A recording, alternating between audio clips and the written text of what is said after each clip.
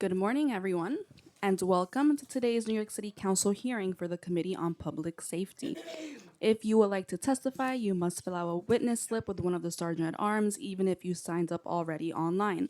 At this time, please silence all electronic devices, and no one may approach the dais at any time. Chairs, we are ready to begin.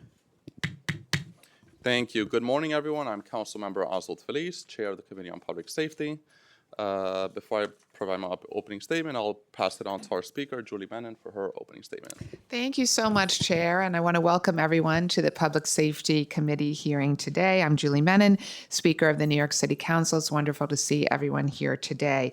I want to first of all begin by thanking our Chair of the Public Safety Committee, Councilmember Feliz, for convening this important hearing. Today we're hearing 7 bills, which Chair Feliz will shortly outline. I wanted to speak specifically about one of the bills, pre-considered introduction number 2026-2052, sponsored by Councilmember Encarnacion, in relation to a plan regarding security perimeters adjacent to educational facilities.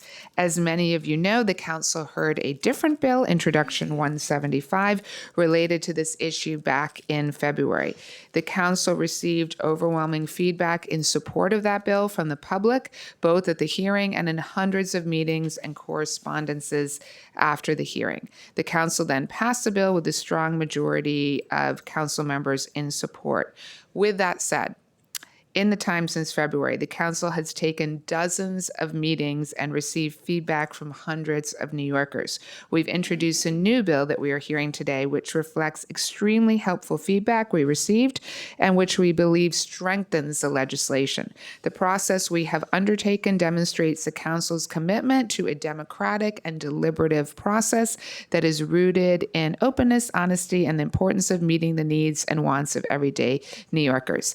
This bill recognizes 2 very simple truths, neither of which should be remotely controversial. Our children deserve to be safe in school, and freedom of speech is sacrosanct in a democratic society. This bill holds both of these truths at the same time by requiring transparency from NYPD. This bill protects students by allowing them to breathe easily and focus on learning, knowing that they will be safe entering and exiting their school buildings. And this bill protects freedom of speech by providing information to those wishing to express their views peacefully about how, when, why, and where the NYPD utilizes security perimeters. The bill requires communication between NYPD and schools, and also between NYPDs and those wishing to express their speech. Transparency leads to more safety for everyone, and it also leads to stronger oversight when plans are not followed, when situations end up differently than expected, or when violence occurs. This is not controversial. Transparency is good for everyone, period. I'd also like to provide some examples to remind us, just as I did in February, of why we are here today and what we are responding to. Because unfortunately, the need for this legislation has not decreased since February. In May 2026, there was an out-of-control situation outside Park East Synagogue. Many know about this. What many do not know is that this situation outside the synagogue was also adjacent to a preschool that was forced to close as a result of the gathering. In May 2026, swastikas were found at a Queens playground right next to a daycare and synagogue. In January 2026, swastikas were also found at a Brooklyn playground, and specifically 73 swastikas. In March 2024, swastikas were drawn on desks and bulletin boards at Origins High School. In May 2024, anti-Semitic graffiti was found at PS 197 in Brooklyn. In November 2023, shortly after the horrific October 7th attacks, an unruly gathering at Hillcrest High School over a teacher's support for Israel led to this teacher hiding in a classroom until the group disbanded. And we also heard at our hearing in February about a number of unprovoked incidents that occur on a near daily basis that go unreported, where students must endure hurtful intimidating encounters with individuals on their way into and out of schools. Schools are supposed to be safe places. That is why this legislation is important. I wish this was an entire list of examples we can pull from, but in reality, children in New York City and around the country are becoming far too accustomed to hatred, to intimidation, and to interference with their educations. We will not tolerate this becoming the new normal. I also want to repeat what I closed with back in February because it bears repeating. New York is the most diverse city in the country, and that is a source of incredible pride. We must maintain that. This pride comes from our confidence to showcase our identity and our diverse opinions.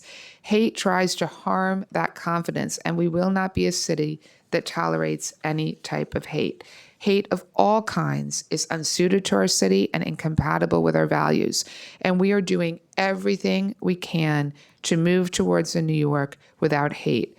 When the voices of hate are loud, we must be louder. As New Yorkers, as friends, as human beings, and as public officials, our solutions must be robust and our actions must be effective. I now want to turn it back over to Chair Feliz. Thank you. Thank you, Speaker. Good morning, everyone. Again, I'm Councilmember Oswald Feliz. I want to welcome members of the Police Department, including Michael Gerber, the Deputy Commissioner of Legal Matters, and also Olufun Milola Obey, Chief Transportation. Today, the committee will hear several bills addressing many topics related to public safety, transparency, accountability, ghost cars, school safety, police recruitment, and confirmed shots fired incidents. The committee will hear Intro 459, sponsored by Councilmember Vernikov, which would require the creation of a centralized public database and notification system for towed vehicles. This legislation seeks to create a single, publicly accessible source of information for vehicles towed by the NYPD, licensed private tow operators, sheriffs, marshals, and other entities. The goal? Ensuring New Yorkers know when their car has been towed, and ensuring they have information on where they can find it. The committee will also hear Intro 552, sponsored by myself, which will require the NYPD to maintain sufficient tow pound capacity to meet its enforcement needs, and provide annual reporting on tow pound capacity and usage. Over the past several years, concerns have been raised regarding the city's ability to tow vehicles, including and especially ghost cars specifically with fraudulent paper plates. NYPD officials have previously testified that limited storage capacity can hinder enforcement efforts. Cars can't be towed if there's no space to store them. As a result, the law cannot be properly enforced to the extent that it should be. This legislation seeks to provide transparency regarding tow pound capacity and ensure that the department has the resources, including the space necessary to carry out its enforcement responsibilities. The committee will also hear Intro 551, sponsored by myself, which would prohibit the sale and distribution of fraudulent paper plates, including paper plates, but all types of temporary plates. Ghost cars and fraudulent plates undermine public safety and accountability. They allow drivers to evade tolls, avoid traffic enforcement cameras, and drive their car dangerously and be able to do so with very little to no accountability. This legislation would enhance pre-existing state law by creating new additional local penalties for those who sell or distribute fraudulent plates, and help deter the growing market that enables these violations. The committee will also hear Intro 843, sponsored by Councilmember Stevens, which would establish a school emergency alert system. This legislation would require the city to develop a notification system and establish protocols to provide alerts during school emergencies, while preserving the flexibility necessary to protect ongoing investigations and public safety. The committee will also hear 913, sponsored by Councilmember Farias, which would raise the maximum age for taking the police officer civil service exam from 35 years old to 43 years old. This legislation would align the city's requirements with state law and potentially expand the pool of qualified applicants interested in serving as police officers. The committee will also hear two pre-considered introductions. The first, sponsored by Councilmember Encarnacion, which will require the NYPD to develop and publish a plan regarding security perimeters adjacent to educational facilities. This legislation would require the department to establish a framework determining when security perimeters may be appropriate, how they should be implemented, and how the rights of all individuals can be protected. Our speaker said it perfectly. Our schools should be safe places for everyone. And for too long, we've had far too many incidents that we cannot normalize. Finally, the committee will hear a pre-considered introduction sponsored by myself, which would require the NYPD to provide weekly reporting on confirmed shots fired incidents. Currently, the NYPD provides data on shooting victims and shooting incidents, but this data does not include incidents in which gunshots are fired but no one is struck, preventing a full picture of gun violence in the city of New York. The bill will require reporting on these shots fired incidents. Having data on escalating conditions will enable communities to better assess intervention-related strategies by creating a fuller picture of the public safety risks affecting communities. This legislation will provide data on situations that can lead to future violence to help make sure that we can take steps to keep communities safe. I again want to welcome members of the police department. I look forward to hearing testimony from representatives of the NYPD, advocates, legal experts, stakeholders, and members of the public. With that said, I will turn to the sponsor of these bills for remarks, and I want to thank everyone who has joined today. I'll start with Councilmember Encarnacion for her opening statement. Thank you, Chair. Good morning. I am Deputy Whip Elsie Encarnacion, and I want to begin by thanking the Speaker and Chair Feliz for holding today's important hearing.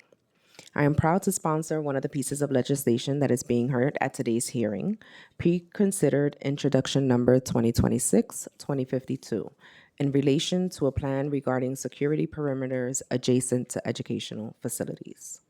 As the Speaker mentioned, this bill is responsive to growing hatred within our city and also responsive to a need for transparency around police response to protest activity outside of our educational facilities. Further, and as the Speaker mentioned, this bill reflects many conversations and a great deal of input from the public. I want to be incredibly clear about what this bill does and does not do.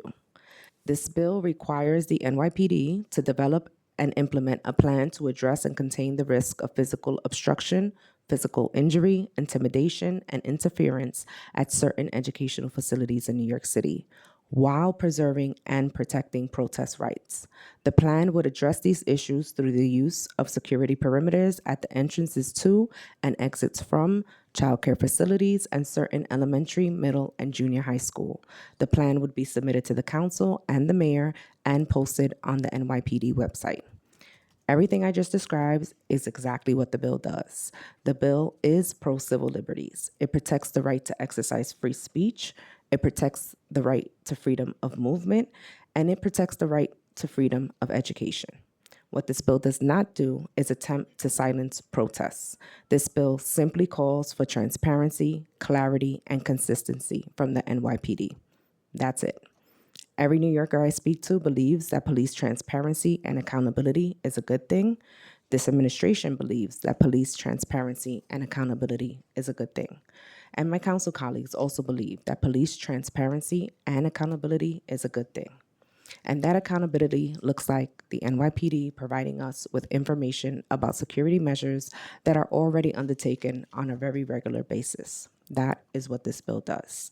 I want to again thank the Speaker and the Chair for convening today's hearing. I look forward to hearing from the administration and from the public on their feedback for this bill. Thank you, and I now turn it back to you, Chair. Thank you, Councilmember Encarnacion. Next, we'll hear from Councilmember Farias. Good morning. Thank you, Chair Feliz, the members of the Committee on Public Safety. I'm Councilmember Amanda Farias, and I'm proud to be the prime sponsor of Introduction 913 on the agenda today that would raise the maximum age for taking the civil service exam to become a police officer in New York City. At its core, this bill addresses a practical barrier in the police hiring process. There are New Yorkers who have the discipline, maturity, physical ability, and commitment to serve, but are currently excluded because they reached the maximum hiring age before they can even be appointed. Over the last few years, the NYPD has had to discontinue processing several hundred candidates because they exceeded the current maximum hiring age of 35 years old before their hiring process could be even completed. That does not include the people who never apply because they have already aged out by the time they are ready to pursue this career. This legislation responds to that problem directly. It does not change the standards required to become a police officer, nor does it increase headcount.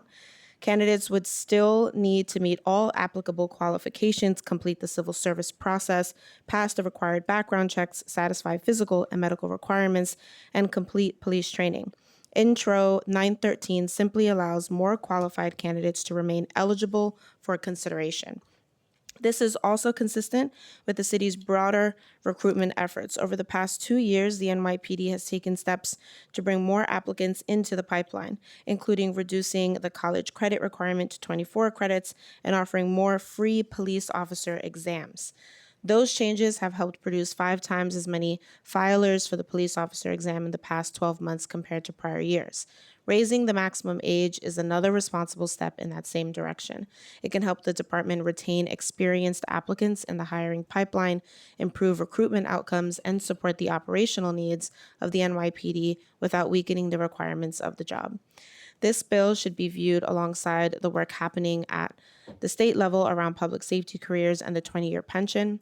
City and state elected officials have a responsibility to work together on comprehensive workforce solutions that support blue-collar workers, improve attrition rates, and ensure that no qualified candidate is left behind because the process itself moved too slowly. For many applicants, especially those coming from military service or other civil service titles or physically demanding blue-collar work, age does not diminish their ability to serve. In many cases, their work history and life experience can make them steadier, more mature and prepared, and more committed to the responsibilities of the role. By raising the maximum age, Intro 913 gives the city another tool to recruit and retain qualified candidates, strengthen the hiring pipeline, and meet the staffing needs of the department in a more realistic way.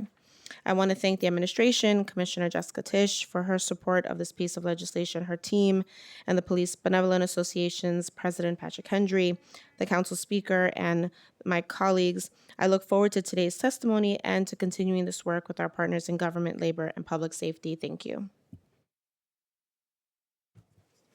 Thank you so much, Councilmember Farias. Next, we'll hear from Councilmember Vernikov. Good morning. Thank you, Chair Felice, Speaker Menon, and members of the Public Safety Committee. I'm thrilled that this bill is having a hearing today. We first introduced it a few years ago, and it was inspired by something that happened to our own staffer. When he parked his car, went to dinner, and could not locate it for hours as it was towed. He had no idea where to turn to. Neither the NYPD nor 311 had any information on where it was. And as we were introducing this bill, my district office also received calls from constituents whose cars had been towed and they did not know how to go about finding them. I want to be clear that this bill is only concerned with the aftermath of the towing event and passes no judgment on why someone's car may have been towed. Your car disappearing from the street can be a very confusing and stressful event. You may be towed by the NYPD, city marshal, or sheriff, or by a private company, or possibly by the Port Authority if it's at a local airport. The costs of towing are high, and they're higher each day you don't come pick up your car. But you can't pick up your car if you can't locate it. Bringing greater organization to the system, saving some money, time, and stress for all involved in an era where things are increasingly expensive in the city is the goal of this bill. And the creation of a publicly accessible, well-advertised notification system for towed vehicles aims to do precisely that. Thank you for hearing this today, and I encourage my colleagues to sign on as co-sponsors, especially if you are someone or know someone who has personally experienced and can attest to how confusing and intimidating this system can be. Thank you very much. Thank you, Councilmember Vernikov. So we're actually having some technological difficulties, so we're going to pause for a quick minute until we get the live stream back up. Thank you.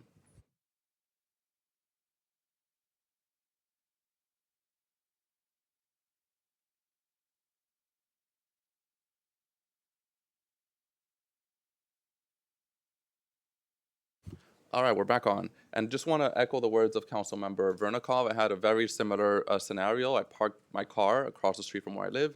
The next day, it literally disappeared, and I had to walk around my neighborhood to find it. To this date, I don't know why it was moved, when it was moved, or how it was moved. And obviously, this is something that we hear from a lot from New Yorkers. So again, want to thank you all for being here. Good to see you all. Long time no see, right? Just 2 weeks. Want to recognize members who have joined us today, including council members Encarnacion, Banks, Farias, Hanks, Vernikov, Brewer, Ariola online, and also council member Wong. And I'll pass it on to the committee council for some procedural items. Hey, folks, can we just swear y'all in? Just raise your right hand. Just affirm that you affirm to tell the truth, the whole truth, and nothing but the truth, and to answer honestly to council member questions. I do. Seeing that you do, you may go ahead and testify. Thank you.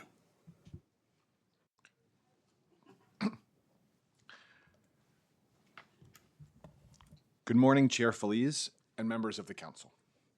My name is Michael Gerber, and I'm the Deputy Commissioner of Legal Matters for the NYPD. I'm joined here today by Chief of Transportation, Lola Obey. On behalf of Police Commissioner Jessica Tisch, we thank you for the opportunity to testify regarding the 7 bills being heard today. Councilmember Encarnacion's pre-considered bill would require the department to describe the considerations that go into our use of frozen zones during protests outside certain educational facilities. I testified before the Committee to Combat Hate on February 25th of this year regarding the department's use of frozen zones. As I said at that hearing, the ability to enter and leave schools safely, without harm or interference, is non-negotiable. We also must allow protesters to exercise their First Amendment rights. The NYPD uses its discretion, consistent with the law, to accomplish both of these objectives. If there is a protest outside a school, we set up frozen zones as necessary to ensure that those approaching or leaving the building are not obstructed, while still ensuring that protesters' rights are protected. In these situations, the determinations that need to be made by the NYPD are extremely context-specific and based on the particular facts on the ground. This bill would require the NYPD to memorialize these considerations. To be clear, this will not alter our practices in any way. We will describe how we already analyze and approach these types of situations. We have no objection to doing so. Councilmember Feliz's pre-considered bill would mandate that the NYPD report on confirmed firearms discharges. We have no objection to the principle underlying the proposed legislation. However, before we start any such reporting, we must have clear systems in place to ensure that this is done rigorously and comprehensively, and that will take time. As drafted, the bill would take effect after 120 days. We would ask for a year before it takes effect. The bill would require reporting on a weekly basis. Given the work that goes into confirming firearms discharges and the need to then aggregate and validate the data, we feel strongly that the reporting should be quarterly. Finally, while we have no objection to reporting on the date, time, and location of confirmed firearms discharges, the requirement that we describe each such incident would impose significant additional burdens on the department and would be inconsistent with how we report on a wide range of criminal conduct. We look forward to working collaboratively with the council to address these concerns. Intro 489 would direct the NYPD to create an online database so that vehicle owners can obtain information about towed vehicles. Such an online searchable database is already maintained by the city and includes information about vehicles towed by the NYPD for parking violations, as well as vehicles towed by the sheriff and New York City marshals. It does not include information about vehicles towed by private tow operators. We fully understand the need to have private tow information easily accessible to vehicle owners, and we welcome the chance to work with the council to think about the ways in which that can be best accomplished through a legislative introduction. However, adding a separate and likely duplicative database for vehicles towed is not something we can support, and so we are opposed to the bill as drafted. Intro 551 would impose a civil penalty on a person who sells or distributes fraudulent license plates. We have no objection to this bill. Intro 552 would require the NYPD to operate tow pound facilities with towing capacity sufficient to meet the department's enforcement needs. The NYPD shares that goal. As the council is aware, the state forced us to close our Manhattan tow pound in January 2021. Since that time, we have been unable to find a substitute location in Manhattan. This bill would also impose certain reporting requirements on the NYPD regarding our towing capacity, vehicles subject to towing, and vehicles towed. We have no objection to reporting on these matters. At the same time, we have a number of concerns about the wording and scope of the reporting obligations as drafted, and also believe that a sunset clause should be added to ensure that the department's reporting obligations reflect the council's ongoing needs. We look forward to working with the council to address these concerns. Intro 843 would require the city to establish a school emergency alert system. The NYPD has no objection to this bill. We respectfully submit that this is a matter for the New York City Emergency Management Department in conjunction with the Department of Education.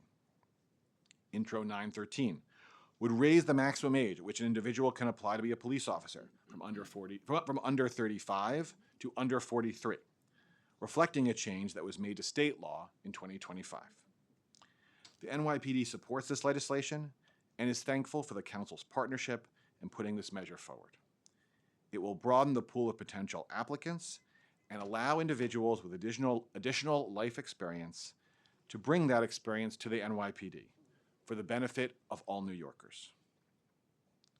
Thank you for the opportunity to speak with you today, and we look forward to answering any questions that you may have.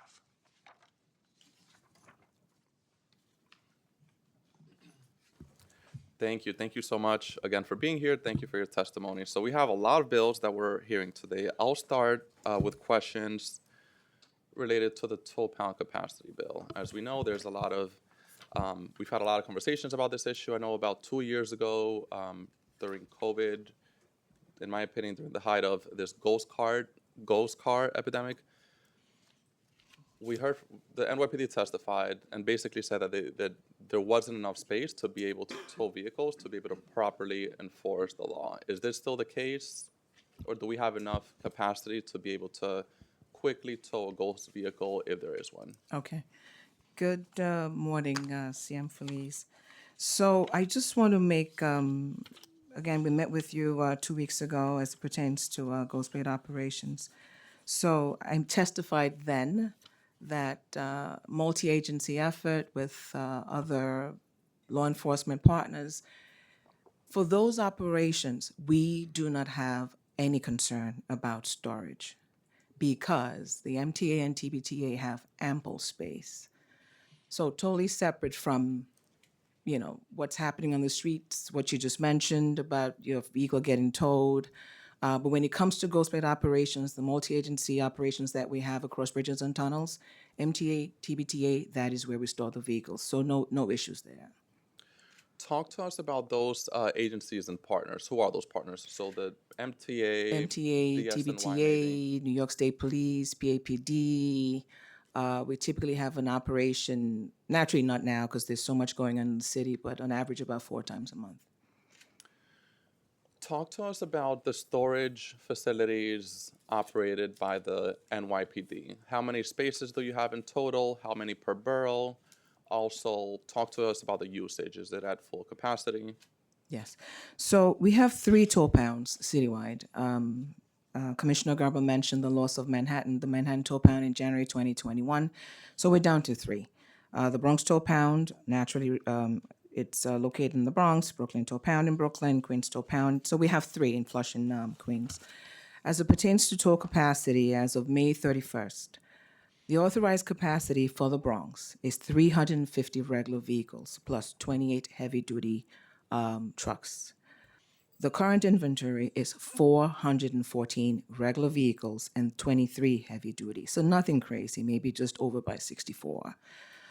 Brooklyn toll pound, 392 regular vehicles plus 15 heavy-duty.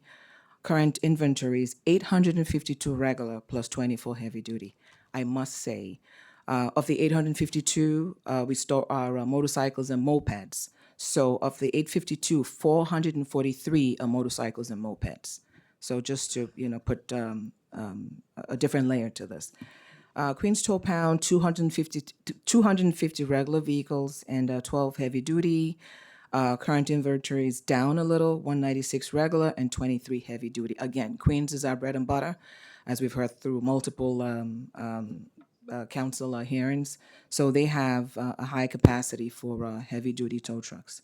So that's where we are as it pertains to tow capacity. So just to summarize the question about tow pound capacity, how many spaces would you say are currently available under NYPD tow pound Okay. facilities? So those are the spaces that we have available. Again, in the Bronx is 350. When you think of a tow pound, I think a lot of people think of like a parking garage where everything is nicely, lined out and all that. It's a pound. There's no lines. We put the vehicles in as much as we possibly can. Again, I don't think there was super over capacity, like I mentioned. In the Bronx, 350, we're at 414. There is something called redemption. So when it comes to space, for the most part, when people get their vehicles towed within a day or two, right away that space is released because they come and they get their vehicles. In all of 2026 so far this year, we've had about 21,000 plus vehicles towed. We have only 767 vehicles that are unclaimed. So that space is released very, very quickly rather than having vehicles just sit there. So there's a process in place when it's 30, 90 days and all that, then we have to work with DOF and work towards auction. But for the most part, space is released very quickly, and vehicles are released. The owners actually pick up the vehicles very quickly. So, but I don't know that the capacity is so outrageous. I think it's just about where we should be. Right. So, and just to be clear, when you say available, do you mean open and available or just generally available? Generally available. How many are currently open spaces? Okay, so I can't tell you what's currently open. I can tell you what we have right now as of 5/31. That was the last date I had. 414 vehicles in that particular spot, in the Bronx, that is. And then we have 23 heavy duty tows. Okay. Any changes? We have average for Bronx tow pound in all of 2026. We average about 285, and then 22 heavy duty. In all of 2025, say using again the Bronx, 418 again. That's including mopeds and motorcycles. On average, 3 mopeds and motorcycles occupy a space for 1 vehicle. But I just want you to know that this is quick. People come, they pick up their vehicles. There's a process in place to get the cars out very, very quickly. And again, 21,000 tows in 2026, and really we have only about 700 left. So it's not a problem of space. That space is created very quickly, and we get rid of the cars very quickly. So Yeah, and that's my next question. How quickly does the average vehicle owner recover a car? within a day or two, for the most part, people will pick up their vehicles. And then 21,000 in 2026, we have about 700 unclaimed. And what percentage would you say are generally picked up versus auctioned because they're just not recovered? I could tell you what we have, vehicles that are not claimed, I'd say less than 3% in a year.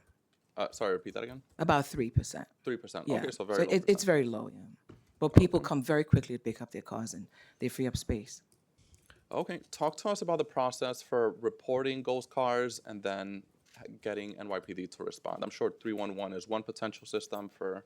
Yeah. So with ghost cars,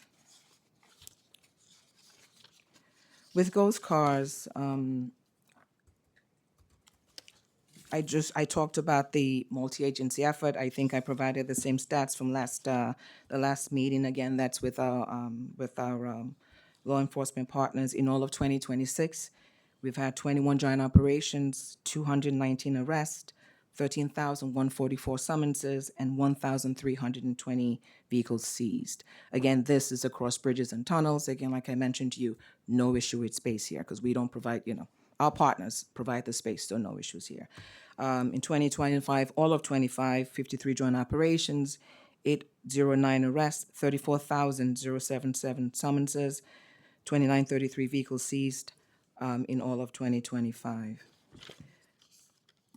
On the local level, with as it pertains to Gulf State operations, but these are parking summonses now.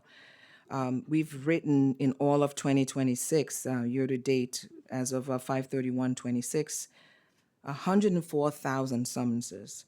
and mostly it's obstructed obstructed plates. And this is written by our traffic agents in all of 26. And in 2025, in all of 2025, we wrote 247,000 summonses for obstructed plates. Talk to us, though, about the process for reporting a ghost vehicle. I'm sure calling 311 is one way, also notifying the local precinct. Can you talk to us about the process and also the different agencies that are involved? I'm sure the DSNY also plays a role, for example. I can't speak to DSNY. I think they really deal with derelict vehicles. But for us, mostly like you mentioned, 311, community complaints, and we'll respond to the location. If there is an obstructed plate, we'll write a summons. Do you have any data on how quickly the NYPD has been responding to these incidents or these? I can't tell you how quickly. If it's a community complaint, we'll respond very quickly. I get emails, I get calls. We get out there, we speak to our operators, tow operators. When they also get out in the community too, they're able to see these vehicles and also write summonses. We also have a lot of TEAs on foot, so they get when they see an obstructed plate, they'll write a summons. So I can't speak to time, but it's something that we see and we address very quickly. Okay, good. So I'll move on to introduction pre-considered introduction T 2058, the shots fired bill. As we know, or my understanding is that currently the NYPD provides data related to shooting incidents and shooting victims. I and many others were under the impression that shooting incidents included incidents when no one was struck, but it seems like the shooting incidents data only includes when someone is hit by gunfire. So a few questions on that. I know there's a lot of challenges with that topic because for a lot of reasons. But my question is, does the NYPD keep track of the confirmed shooting incidents? Again, I know there's a lot of challenges. Not everything is confirmed, but at least the confirmed incidents. Does NYPD keep track of that? Internal track? So, okay.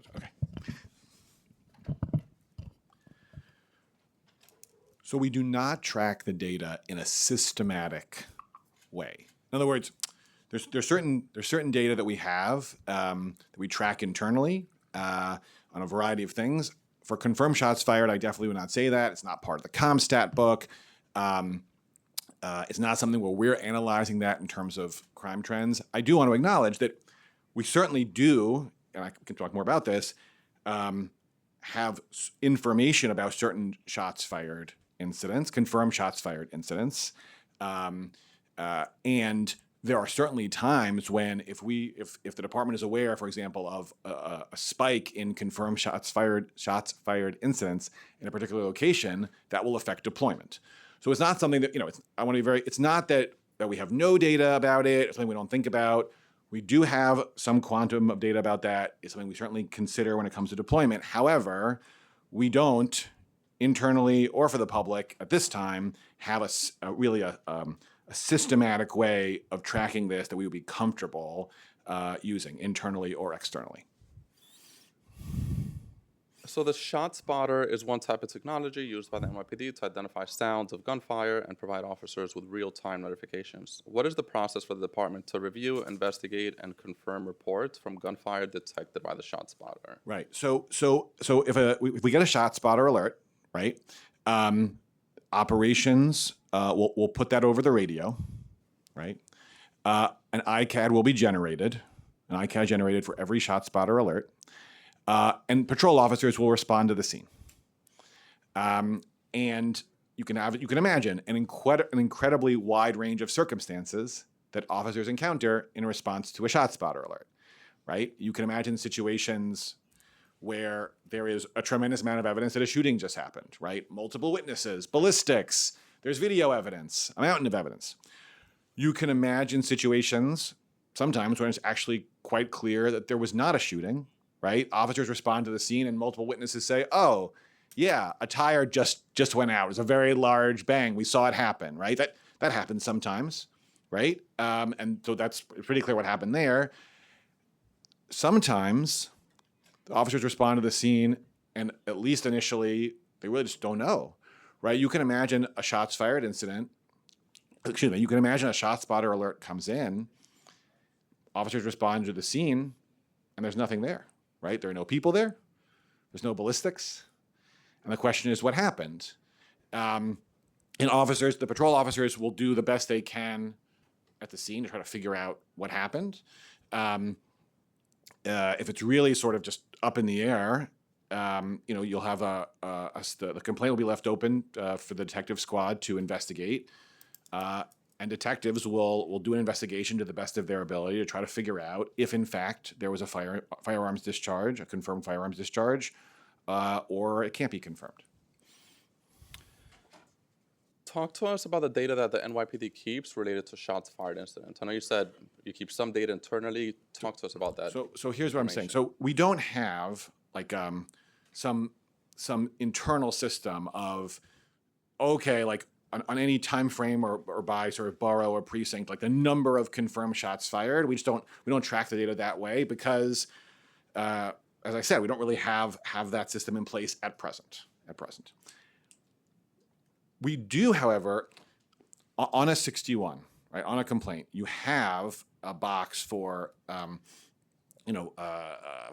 shots fired, a firearm discharge, confirmed or not confirmed. Now, it's not a mandatory field. So, and making that a mandatory field and when that would be mandatory is actually a little bit complicated. But there certainly are times when you have, say, a shot spotter alert, officers respond to the scene. There's lots of evidence that there was in fact a firearms discharge. They will check the confirmed box, right, on the complaint, right? And then we have that data. That's information that we have. So if on the enforcement side, if the department sees, in a particular command, in a particular zone, in a particular block, there have been a number of these confirmed shots fired, that's going to affect deployment, or certainly potentially could affect deployment for pretty obvious reasons. But we don't have the internal systems in place such that we would be comfortable even internally saying, here's like data for the department in terms of the universe of confirmed shots fired. Okay, so in other words, we have the data, but we just don't have it organized in a database. So it's more than that. If I could just explain actually what's complicated about this. So, and again, this is doable. I want to be clear. This is doable, as I said in my testimony, and we are prepared to do it. I think we'll talk about the time frame for getting this done. But so certain types of data, you're talking about a subset of one particular crime, right? I imagine you have a burglary. We're interested in gathering additional data about certain types of burglaries, right? So it's actually, that's much easier to do. You just say, okay, every time you have a burglary complaint, you're gonna have a mandatory field on the complaint, right? Where whatever data we're looking for those burglaries, before the complaint can be finalized, you have to say yes or no, or whatever the data field is, because it's one type of crime. What makes this more challenging is that shots fired can come up in an incredibly wide range of possible criminal activity. An incredibly wide range, right? Ranging from murder to property damage in a storefront, to actually not sure there was a crime at all. All we have is a report of shots fired and we have nothing. So what you have is an incredibly wide range of situations where you might have to gather this data. But in many of those crime categories, you don't necessarily have a shots fired. So just to give an example,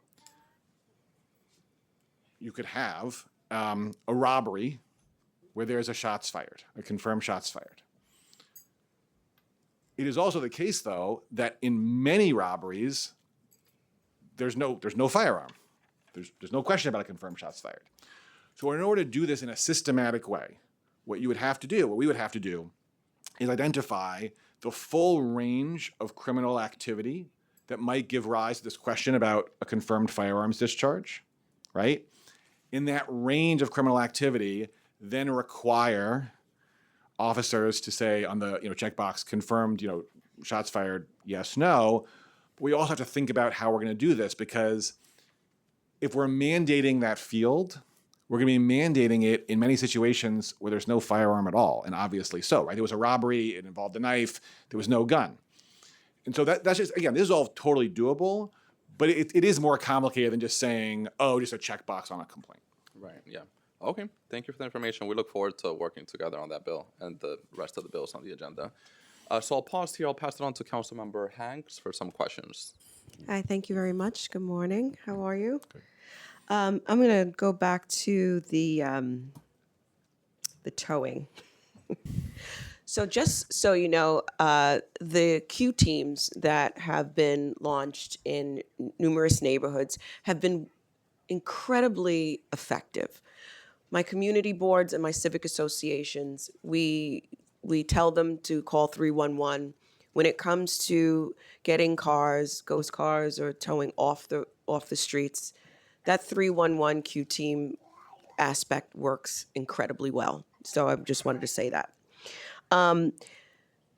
So on all of the bills here, how are we communicating this to the civic associations? Because, you know, as an elected, we get a lot of our information from community groups that gather together to address quality of life issues. And so is there something that's set up to where we can call on your community affairs or NYPD to come in and kind of give a tutorial on all of this? Because these are really great questions. I mean, these are great bills, and especially reporting bills. For me, shots fired would be great because of our Cure Violence. We would want to know how we're integrating our violence interrupters in that situation where you may see, like, we know that Stapleton has a lot of shots fired. Like, how are we deploying resources to help you and to help the community? So a lot of this, my question is, how are we engaging the public on the programs and the things that the NYPD is doing, so we can better inform our civic associations, our community groups, our Cure Violence groups, and so on. That's all. Thanks. Okay. So I'll speak specifically to towing. So intro 489, I know we touched on that a little, concerns about towing. So, and I'll get to how to search for a vehicle and all of that when your vehicle has been towed. So the bill itself is written, calls for the NYPD to create a centralized online database accessible through the department's website. As Commissioner Gerber testified, we already have that. It's called CTOPS, and that's CTOPS stands for Citywide Towing Operations System. So we do have a system where we maintain all information about towed vehicles. Now, citywide, there is another, speaking to duplication, right? Under 311 is New York City Serve, right? So everything that's in New York City Serve, I mean, CTOPS, PD database is in New York City Serve. So think big picture, right? City, and then, CTOPS for the NYPD. Everything we have in our database as it pertains to CTOP, our towed vehicles, is in New York City Serve. So you can go into New York City Serve this is for towed vehicles, that is. And again, I'll speak to Melissa Eager about, different things you touched on, but for towing, I would be happy to visit you. When you go into New York City Serve under 311, the information, and I actually tried it out this morning because we actually had a towed vehicle, so I can go through this. I will not give you the plate number though. This particular vehicle we have was towed. It gives you the date, it gives you the location, it gives you, it also states when you look at the report for violations shown on CTOPS, PD information, as well as New York City Serve. That's New York City. It also gives you a list of the violations. Again, violation tow, we tow because, based on violations, so that's all listed there. It gives you the tow details, vehicle details, redemption information, tow pound location. I think that's very important. You should know where your vehicle was towed to. Gives you an idea of the fees. All of that is in New York City Serve. So that's what we have on the PD, and I cannot speak to private tow companies as to if they're, if the information is in New York City Serve. But for what we have, which is violation tows, is in CTOPS, and everything that's in CTOPS is in New York City Serve. So when the Q teams are contacted through 311, we're using your system, not a private system. Oh, no, we're using our system. That's all so we want to make sure that some of those that information, is it accessible by the public so they can look and see, or because it's been working just fine with calling 311, we would get the number, the constituent would call us back, we would have the number, and it's just been working great. Yeah, so as Chief Obey said, if any car that we are towing, that the NYPD doing a violation tow, right? That's going to go into CTOPS, and then it's going to go into the 311 system. There is a separate issue in terms of the private tows, row tow, that sort of stuff. That comes up, obviously, and that's relevant for New Yorkers, 100%.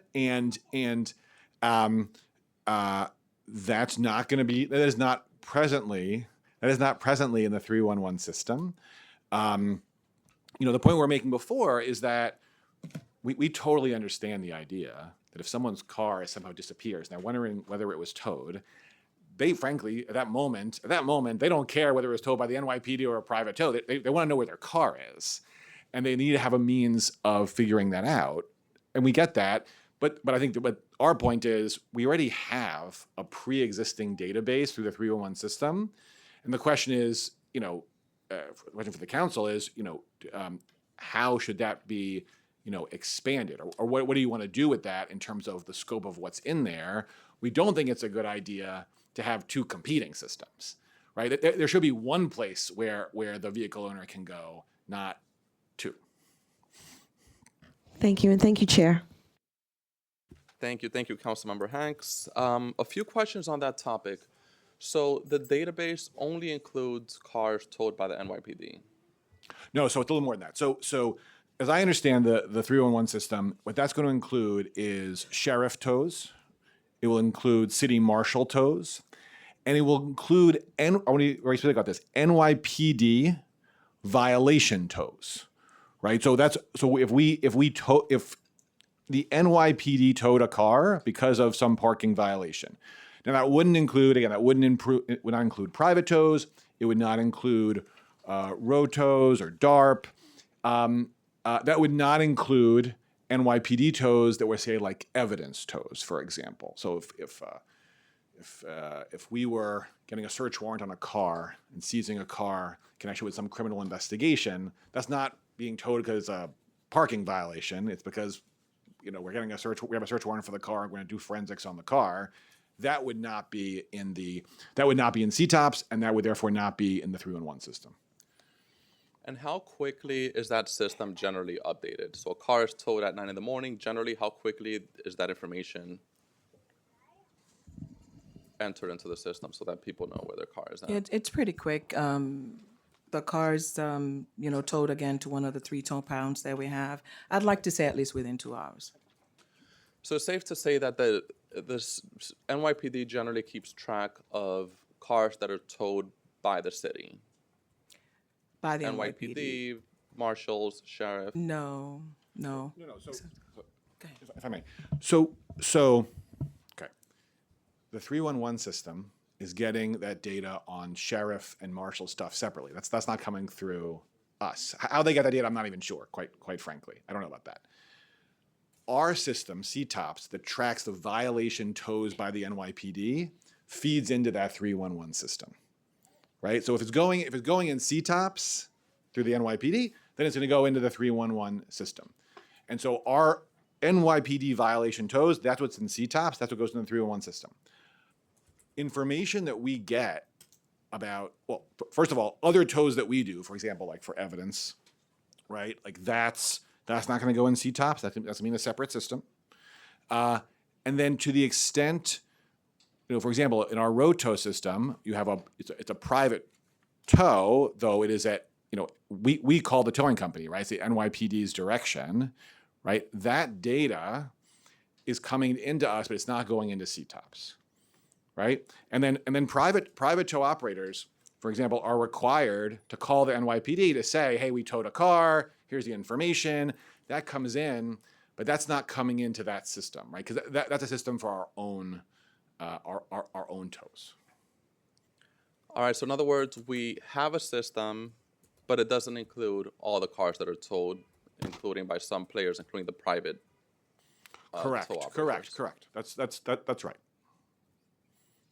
Would the NYPD support this bill if it simply requires that the private tow operators report to the NYPD and then the NYPD relate to the information to? So what we would suggest is because, and to keep it both simple and actually more manageable for everyone involved, you already have an online database, right? Usable, accessible with lots of information. Rather than having a private tow operator, call into the NYPD, have the NYPD put information, then have that go over to 311, it should just go from the private tow operator straight to 311. You don't need us for this. Right. Okay. And what are the different circumstances that can lead to the towing of a vehicle? As you said, the evidence-based towing. Yeah, well- Also, one category that we're not talking that much about is when a vehicle is towed. I don't even know if this counts as a towing. When a vehicle is basically moved, let's say there's a community event, the streets are being closed, so Yeah, relocation. Yeah. So go ahead. is that Chief. considered to be a towing under the definition that you So use? that information is in CTOPS. We tow like for parades, and that's one of our tows. So it's in CTOPS, yes. Okay. All right, so I'll pass it on to Councilmember Farias for her questions. Thank you, Chair. I'm going to switch gears a little bit from towing to my Bill 913. Just want to speak a little bit to the current age limit of 35 years old and how this is affecting the NYPD's recruitment efforts, if at all. Right. So, and again, I want to start by saying thank you again for the introduction. We very much appreciate it. So we do have some data on people who applied to be, and you, Councilmember, you alluded to this in your opening remarks. There are people who applied, were being considered to be police officers, but then because of the age limit, could not proceed. Now that number has not been huge. I would say, and this is very, very rough, maybe around 80 per year over the last few years. Of course, those numbers add up. But the real point, of course, is that we don't even know how many people didn't apply at all because they knew about the age limit, and so that's really the open question. This is one of those things where it's a little hard to know what the numbers will be like until we actually try. And has the department conducted any analysis in that at all, looking at Not potential applicants? Not that I'm aware of. I don't think so. What about currently in the police academy that could potentially go become eligible if we move the age back? We wouldn't have. I don't think we wouldn't have someone in the academy now who would otherwise be ineligible, right? But I guess I want to, if I may, just come back to the point that you were making earlier. Part of this is like, yes, it increases the applicant pool, and for pretty obvious reasons, that's helpful to us. But it also is this point about people who bring to the job life experience, which is a great thing. It's a really great thing. People who are a universe of people who hypothesis want to be police officers, who have life experience, additional maturity. And that's just a great contribution to the department and to the city. Yeah, I agree. I mean, I've had a lot of conversations both in community. This bill actually came into fruition last year for me through conversations at my precinct council meetings. And it just been happenstance that we're all talking about it in silos and it come together in this way. Even more recently with the Bronx split announcement, we had several state elected officials and council member colleagues that were concerned about the newest class going into the busiest precincts. And I feel in this position with this bill, we're able to maybe even that out with new folks coming in that are maybe more experienced and different, have had different careers, whether that's in the military or in a different city agency prior. So I appreciate that. In terms of any operational or fiscal concerns with recruiting towards this group of folks from the admin? No. I mean, for us, this would be a great benefit. As you know, we're very supportive of this bill. For us, there's really only upside in this. Okay, and then I just have a last question on the recent reduction in the number of required college credits to join the department. Is that expanding the applicant pool at all? It has. Okay. It has, yes. Okay, got it. Those are all my questions. Thank you so much. We will continue the conversation, and I'm sure from testimony today we'll get some great insights. Thank you, Chair, for some time. Thank you. Thank you so much. And we look forward to, working together on that bill and the many bills pending before this committee today.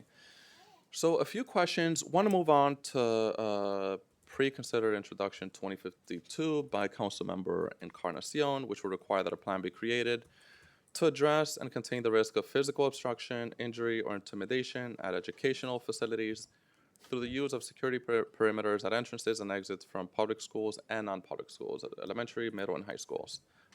You said it perfectly, and also the speaker during the testimony.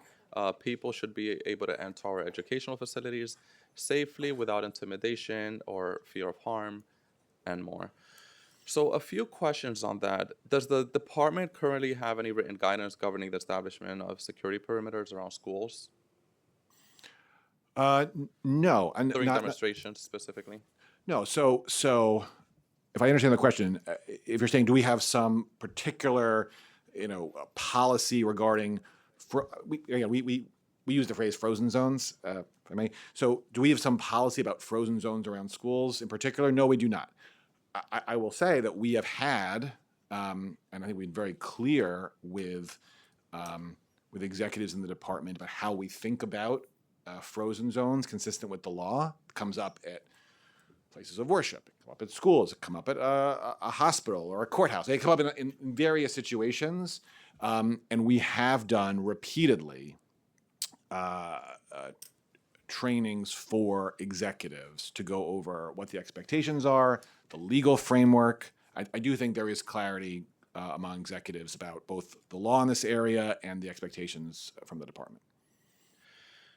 What factors does the NYPD currently consider when determining whether a security perimeter or frozen zone is necessary? Right. So there are. I mean, the key is to consider all relevant factors. I mean, what it is incredibly context specific, and under the First Amendment, right? These are called reasonable, have to be reasonable time, place, and manner restrictions. And there are a number of different legal components that go into that, but that reasonableness is crucial and really turns on all the facts. So, I mean, among other things, right? We're thinking about the anticipated size of the if it's a protest, let's say outside a school, the size of the anticipated protest, the layout of the location, other sensitive locations, time of day.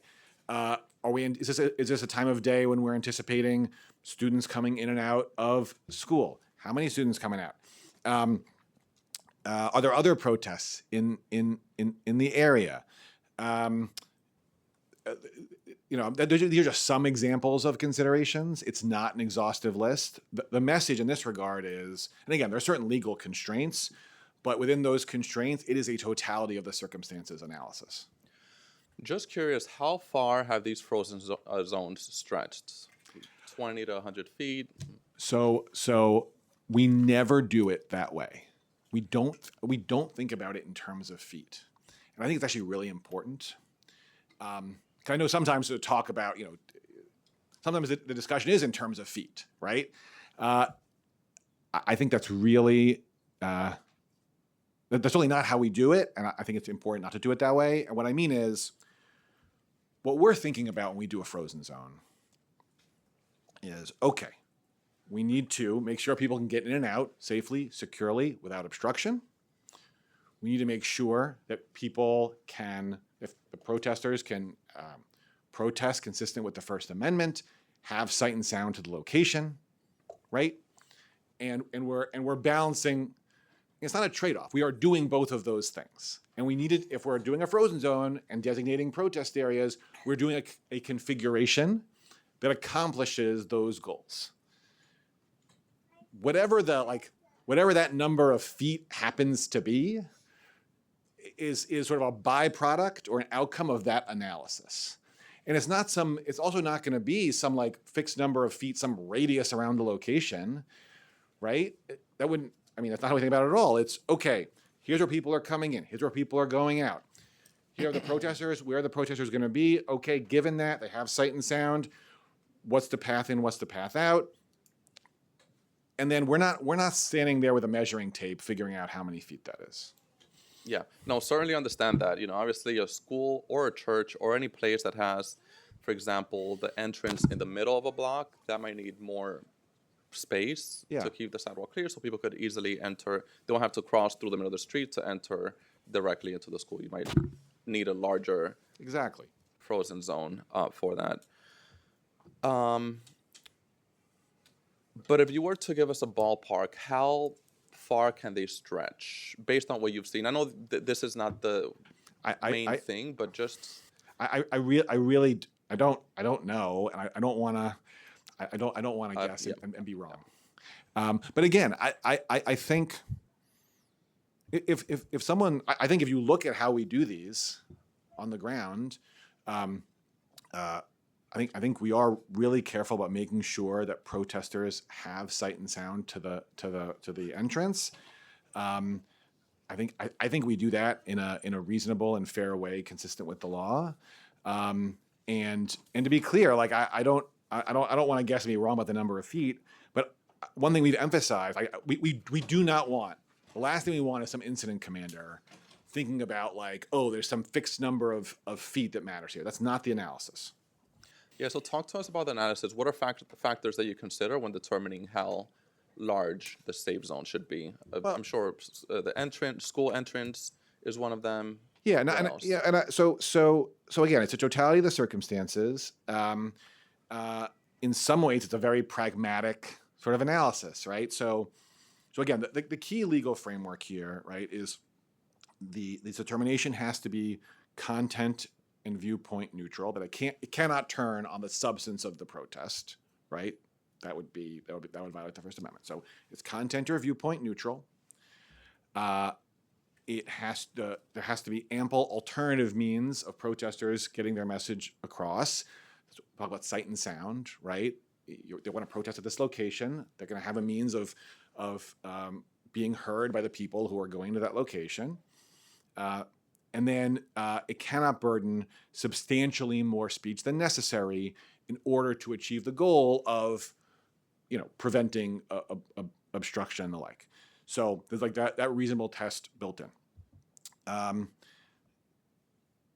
within that legal framework, you're looking at everything, right? Are we talking about 5 protesters or 50 or 5,000? Are we talking about like dismissal time at the school, or is it a weekend and there's no one in the school, right? What's allowed of the block? Are there other sensitive locations on the block, right? We can't put protesters in a location where we're creating a problem for some other school or a house of worship or something like that. So it really, and we're thinking about other events nearby, right? Other protesters going to march. That is. That obviously comes up. It's very significant. Is it going to be a stationary protest? Are they going to be moving around?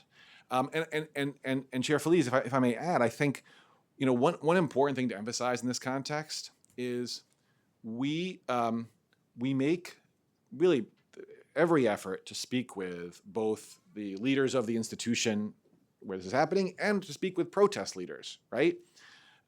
There are times, and no one has to talk to us though. So. There are times when we want to get information about a protest, and protest leaders are actually happy to speak with us and share information, and that can be actually very helpful in this regard. There are times when protest leaders will not communicate with us. Now, that's their right, but you can see where that makes things much, much more challenging in planning and doing this analysis. Can you describe some of the specific incidents where the NYPD determined that individuals were not able to safely enter or exit schools due to protest activity? Yeah, so I'm not aware of a situation in which that happened in recent memory. I'm not saying, again, it may have happened and I'm unaware of it. That certainly could be. Or experience intimidation, even if we don't get to the physical safety situation.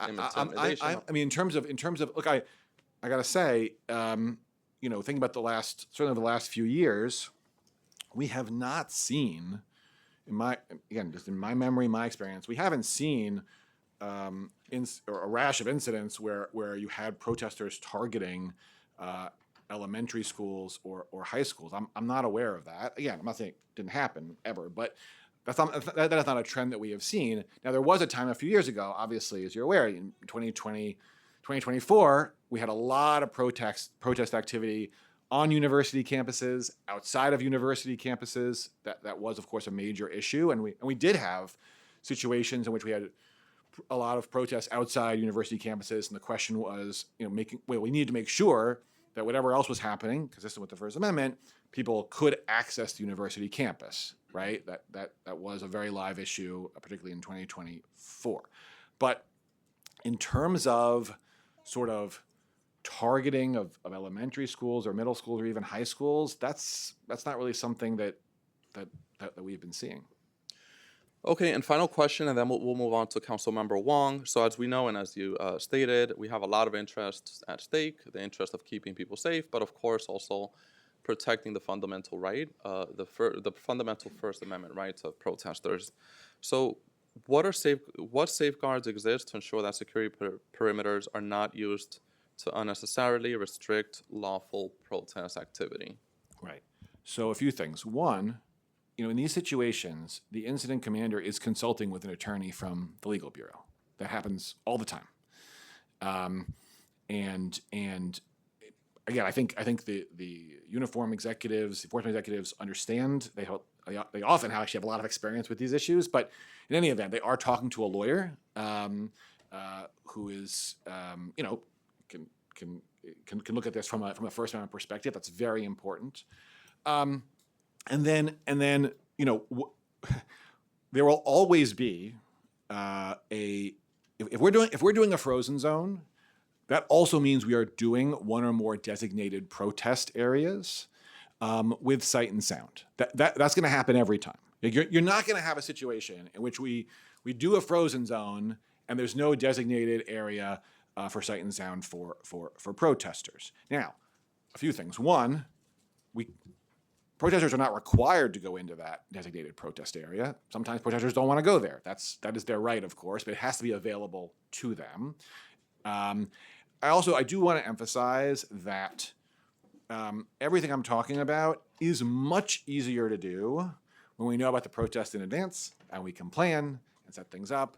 Sometimes, not often, but sometimes, there's a protest that we did not know about in advance. Officers are responding to the scene in real time. Everything that I've been describing, we will still try our very best to do, right? Consistent with the law, consistent with making sure that people can get in and out safely, all that. I do want to emphasize that it gets a lot messier and harder when we are showing up at times with very limited resources and things are already happening. And again, that doesn't change the legal analysis, doesn't change the operational analysis.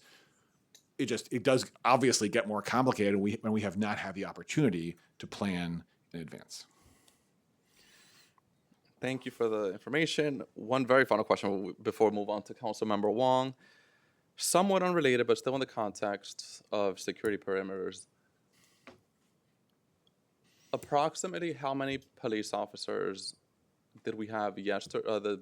Was it yesterday or the day before, where Donald Trump came to the Madison Square Garden? We had security perimeters, frozen zones, and a lot of different security things going on. I don't know. There obviously were a lot of police officers there. We don't have that number for you, but we can certainly get it for you. Okay, thank you. All right, so next we'll move on. Councilmember Wong briefly stepped out, so we'll move on to Councilmember Gutierrez. Thank you so much, Chair. Good to see everyone. I wanted to start off with asking questions around intro 2052. So I think the bill that the chair's been at a line of questioning for. So I'm encouraged to hear what you shared about specifically protests around the areas of educational facilities, particularly K through 5, middle school, high schools. I do have concerns. I had concerns about the last bill with a similar framework. And there's advocates here today that I think will testify and you'll hear from. But under what scenario would passing this legislation create preventative measures for schools? Because sometimes what I hear from people that want to support this bill is like, we do want to keep everyone safe. We want to prevent everything.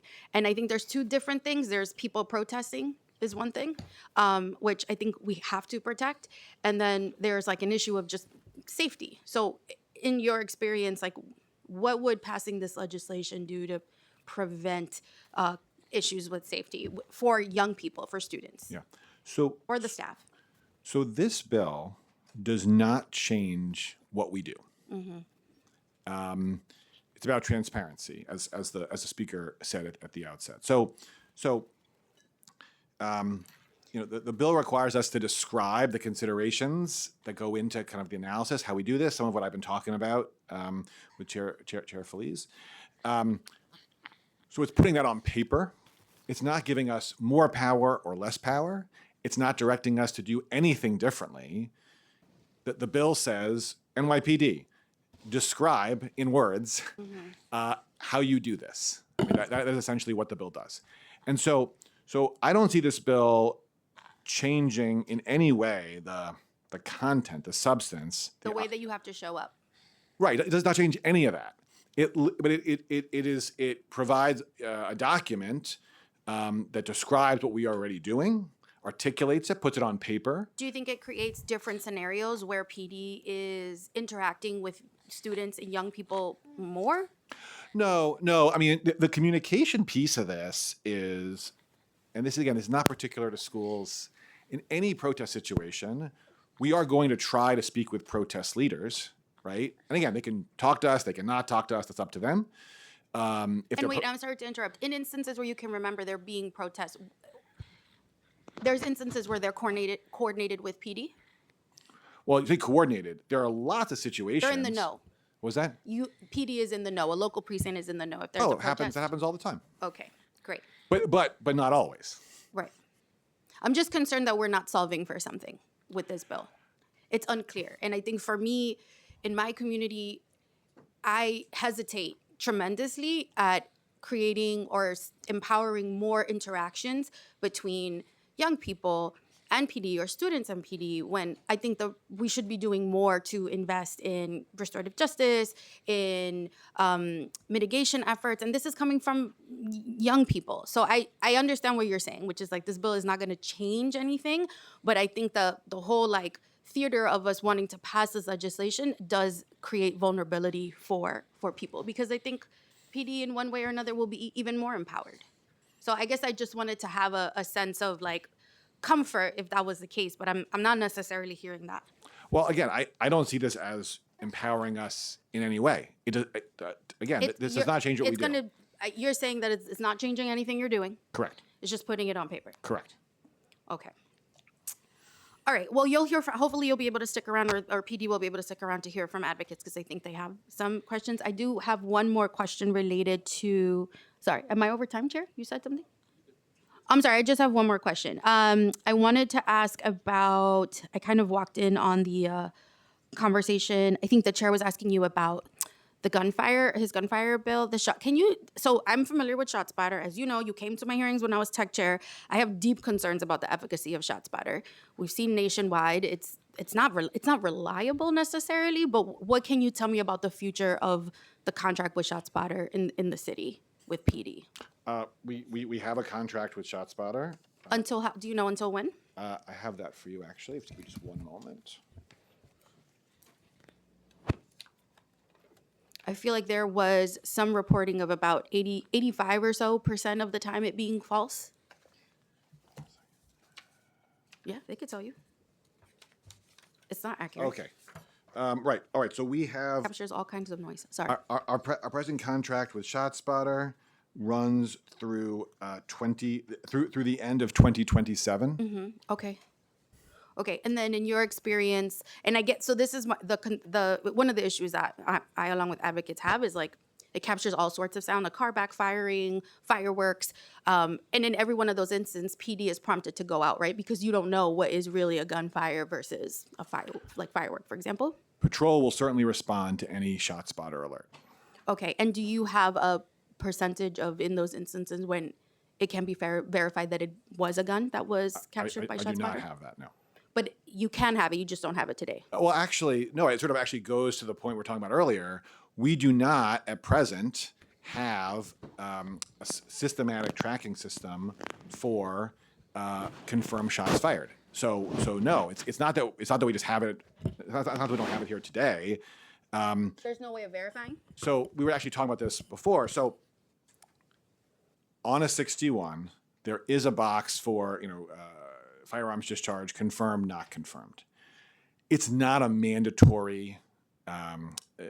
You can finalize the complaint without checking yes or no, and we don't. So there certainly are situations, 100%, where there's a shot spotter alert. It's confirmed as yes, there was a firearms discharge. Lots of evidence of that, right? There are shell casings on the ground, witnesses, all sorts of things.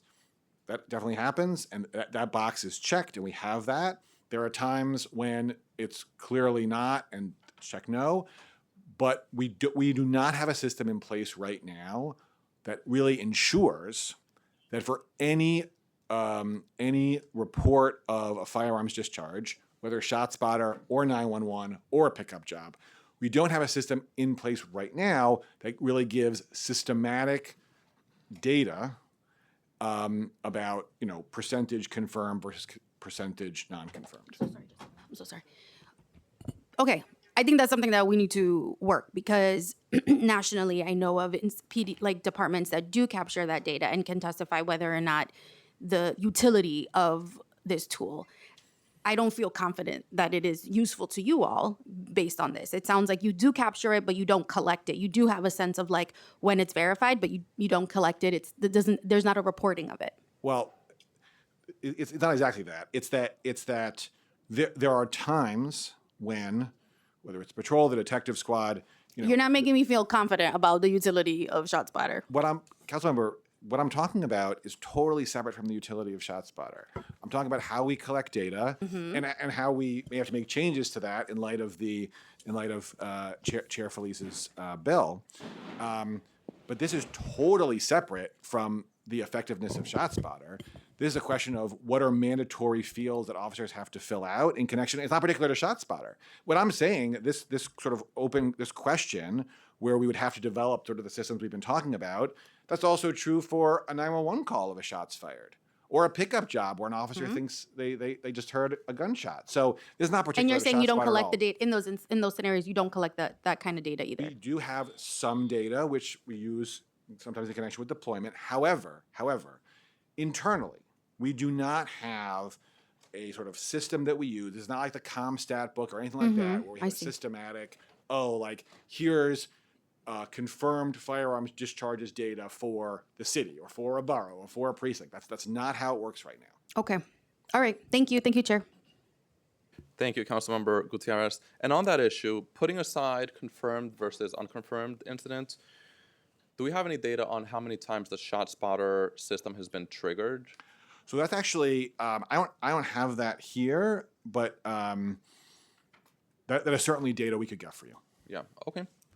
All right. Next, we'll hear from Councilmember Brewer, and then Millie, and then Joseph. Thank you very much. Just two questions. One is my understanding that the governor's bill on buffers is only for faith-based. Is that correct? In other words, it doesn't have the same target as this bill, or am I wrong about that? So the governor's bill covers places of religious worship. That's what I mean by faith-based, yeah. So defined incredibly broadly. But I do want to just say, Councilmember, the governor's bill does not create a buffer zone at all. Okay. There's the way we use a buffer zone or frozen zone or security perimeter, right? Like that concept is really not what the governor's bill is doing. Okay.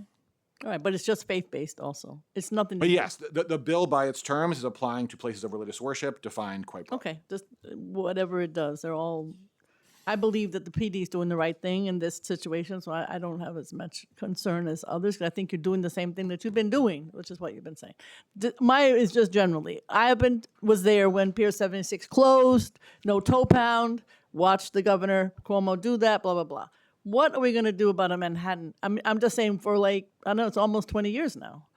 What are we doing for finding a place in Manhattan to tow cars? So I'm going to I ask mean, I my know we can't find it. I've been out looking, but something has to come. These folks are going to all over the place looking for their cars, and 311 is getting the complaints. I know that for a fact. So I'm going to ask my colleague Seth Severino to speak to this issue. Assistant Commissioner Seth Severino, Management and Budget, NYPD. So we have been working very closely with OMB and with DCAS. We've been trying to identify multiple sites. Sorry to interrupt. Just got to briefly swear you in. If you could just raise your right hand and say, do you swear to say the truth and nothing but the truth? I do. Thank you. Sure. So as I mentioned, we've been working with OMB, working with DCAS, doing multiple site surveys. Back in 2019 and 2020, there was a capital project scope development project that was done to get into the nitty-gritty of, without that site in Manhattan, over 200,000 square feet, what are our options? What are some plots that we could look at, and what will those costs be? And in short, there's been a lot of high costs associated with a Manhattan tow pound. So we have been looking. The cost estimates, just as a reference point, were upwards of $200 million in regards to a potential solution, but that doesn't mean that solution actually existed. So people have to go. So we're not doing a Manhattan tow pound in ever, is what you're saying. So there are ongoing conversations. Even recently, there were a couple locations that were being looked at, 10 potential sites in Manhattan, but nothing's come to fruition. All right, but I'm just saying, so how many, do you have some sense of how many 311 calls you've gotten? I know there's a lot from persons who are concerned about losing their cars into other boroughs. My understanding is most of the tows come from Midtown because people come from tourists and they don't know, and so they're traveling all over the place. I don't think people should park illegally. I get it, but I also want to be somewhat customer service related. Go ahead. No, you're right. We love you, Chief. Go ahead. So we still tow out of Manhattan. Naturally, the loss of the tow pound, the Manhattan tow pound did hurt us. 2019, we had 105,000 vehicles towed. Half of that came from Manhattan, to your Right. point. But I want to assure you that the work still continues. I do understand the concern that you have about people who reside in Manhattan or visitors or who park in Manhattan and have their vehicles towed. So like I mentioned in the past hearing, north of 59th Street gets towed to the Bronx, south of 59th to the Brooklyn tow pound. Okay, but I mean, I'm Board 4. Somebody should contact Community Board 4. They had some ideas, believe it or not, in Hudson Yards. So I think you should look to talk to them and talk to some of the community boards. People want it to be in Manhattan. They feel like it's the right thing to do. So I'd like to have some further conversations. I can't believe that it's impossible. You could also rent some space in some of these private garages. That's another possibility. Thank you. This conversation should not end. We've got to find a place in Manhattan. Thank you. Thank you, Councilmember Brewer. I want to recognize Councilmember Justin Sanchez, who has joined. Next, we'll hear from Councilmember Millie and then Joseph. Yes, hi. Numerous questions have been already answered now. But regarding the tolls, could you tell me what percentage of toll vehicles are retrieved by owners and what percentage of the vehicles are auctioned? So I'll give you 2026 numbers. Year to date, 21,610 vehicles towed. So that's through 5/31. Only 767 remain on 3 lots across the city. Excuse me? 21,610 vehicles towed. 700 what? Only 767 remain as of 5/31. Why do you feel a lot of people do not pick up their vehicles? For various reasons. Some of them are illegal, and some of them, do you know how long it takes to find where your vehicle is? So finding the vehicle, I addressed earlier. People call my office. I got to call the police department to see if someone stole it, then find out it was towed, Okay. but then you got to find out where it's towed. True. Do you know how long that process is? So I'll speak through the process very quickly. I mentioned this earlier, and this goes to Intro 489 that calls for a centralized online database accessible through the department's website. We maintain our data, so I called CTOPS. So CTOPS, we have our violation tolls documented within the NYPD's database, right? That data is fed to a citywide 311 called a system called New City Serve, or City Serve. So when you get into that system, and I tried this out again. I mentioned this earlier. I used a vehicle we had towed. It'll give you a ton of information where it was towed from, the violation zone on the vehicle, where the vehicle is towed to, the fees, redemption Okay. instructions, and all that. I Yeah. kind of read all The that. issue is NYC Serve gathers the data of towed vehicles from PD, marshals, and sheriffs. Who mentioned that. But the concern, of course, comes into private tows. So I don't know that it's a complete picture. As we mentioned earlier, we're willing to work with the council on a Have you better ever system. thought about, or maybe is it already in the the police precincts when someone walk in? If you feel your car has been towed, call these numbers. Is that posted in every precinct? Is it? So if your vehicle has been towed, again, some company. I just asked that Yeah. question because that will help constituents instead of going and waiting for the police like I went. Oh, to you my can walk into a precinct. local precinct, absolutely, yes. Sometimes they don't need to talk to the officers. They supposed to be busy. Yeah. I have to, if I come in, I got to wait for them to see that I'm there. And then they'll finish their conversation. Then they'll say, oh, you need help? Yes, I only been here 10 minutes. But if a constituent come into any precinct, you could just look at the wall and say, oh, I think my car may have been towed. Let me call them before I interact. Because sometimes people come in moods that they don't want to interact with the police because they already mad, their car is gone. Then people there ignoring them. So in order to have interaction, the best way is to have it posted. And then if they can't find it through those avenues, then they should come back to the precinct. And that's best for the precinct also, is it not? Right, and council member, I mean, I think the idea long-term is to take the 311 system, right, and that could be expanded. So it's one, because to your point, I mean, to the extent you have to call multiple, if you talk about multiple call, I think that's obviously not ideal, right? And what you really want is to have a single database, a single system. Hey, you know where to look, you go there, and We're hopefully not the talking information's about a there. database. We're just talking about a sign.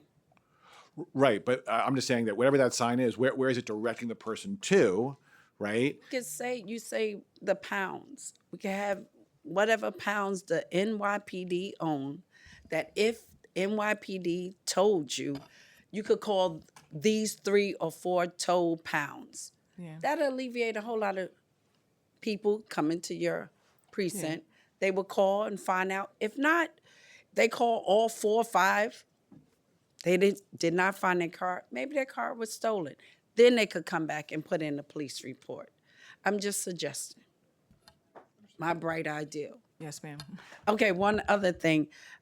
What is your response if I have a high school, if they want to protest, they feel this day, June 19th, they're going to protest. They didn't tell the precinct. They just go out and start walking through the streets. What is your plan B in order to control, not harm? You said visual and vocal. What will be your response to And Councilmember, just to be clear, are you talking about a protest out of school or a school walkout by students? like a school walkout? Right. So, and that we have sometimes, and our practice in that regard. And again, it's easier if we know in advance. It's harder if we don't. We're going to have community affairs officers who are going to respond, who are going to be walking with How them. long would your community affairs officers get to that school? It's just going to depend on. I mean, we'll get there as soon as we can. If we learn in real time of a school walkout and students marching in this, marching wherever they're marching to, we're going to respond as soon as we possibly can. I can't give you a number of minutes, but we're obviously going to want to get community affairs officers there as soon as humanly possible. We will try to communicate with the leaders of the walkout to understand what their plans are. They don't have to talk to us, but hopefully they will. That'll make it easier for everyone. And then we will walk with them as they march. And as long as they're doing that peacefully, then we will facilitate First Amendment activity. Okay, so you wouldn't stop them. You're still just walk with them and maintain it. We're talking about high school students. Mm-hmm. Yeah, we would again, assuming. Do you know peaceful, why? And this is my last question. Why would any organized entity would not want to speak to the police? Oh, I mean, again, it's much easier for Aren't us when we they in do. this I hope together? they do. No, but there are groups that they don't trust the police. They feel as a matter of principle they don't want to talk to us, and that is their right. Okay, then we should definitely, because it's about all of us. So thank you, Chair. Thank you, Councilmember Millie. Next, we'll hear from Councilmember Joseph and then Justin Sanchez. Thank you. Thank you so much. The bill forces NYPD to create a new plan regarding security perimeters. NYPD testified they already have the policies for how they create security perimeters. Why is this asking to create a new plan when this already exists? And I've done walked out with my students before from 5th grade. We walk out, you chaperone. Their cause was noble. It was around Trayvon Martin. My students came with hoodies. In 5th grade, and they walked out, and we chaperoned, and we walked around the block with them, and they came back. We tell young people to protest. We say this is a democracy. You got to use your voice. So walk me through that process. Right. So the bill doesn't change what we do at all. That's not what I read the bill to say. That's not how we approach this. It requires us to memorialize our present practice, right? And by the way, the bill is not really about walkouts. It's more about protests. It's Correct. target of Correct. school. So it's not going to change what we do. It will be a document that people can look at and I suppose people can. Why critique doesn't it already exist that we're not looking at it already? No, so we don't have a document for every single scenario that we have to respond to. We have principles that are articulated, conveyed very clearly to executives, and are applied as it stands right now, right?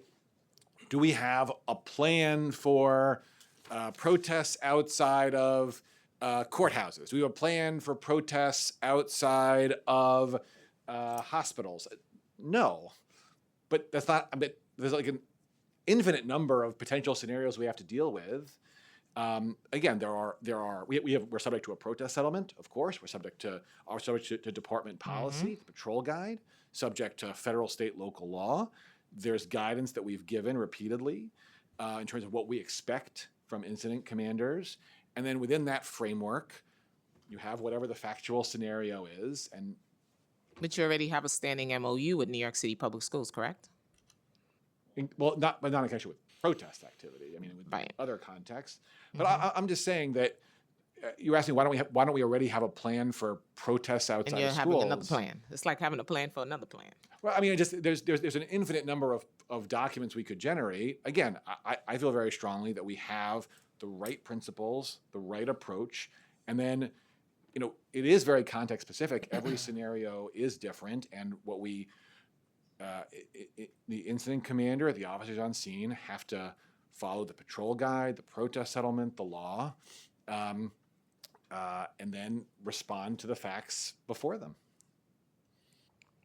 But you already have the MOU that cooperates the framework that includes a joint committee consisting of designee, the chancellor, the police commissioner, the mayor, and it creates a school safety community partnership committee to convene already. So have any of these groups, which NYPD representative recommend changes to the existing framework or the MOU? I just don't know. I'm just not sure about that.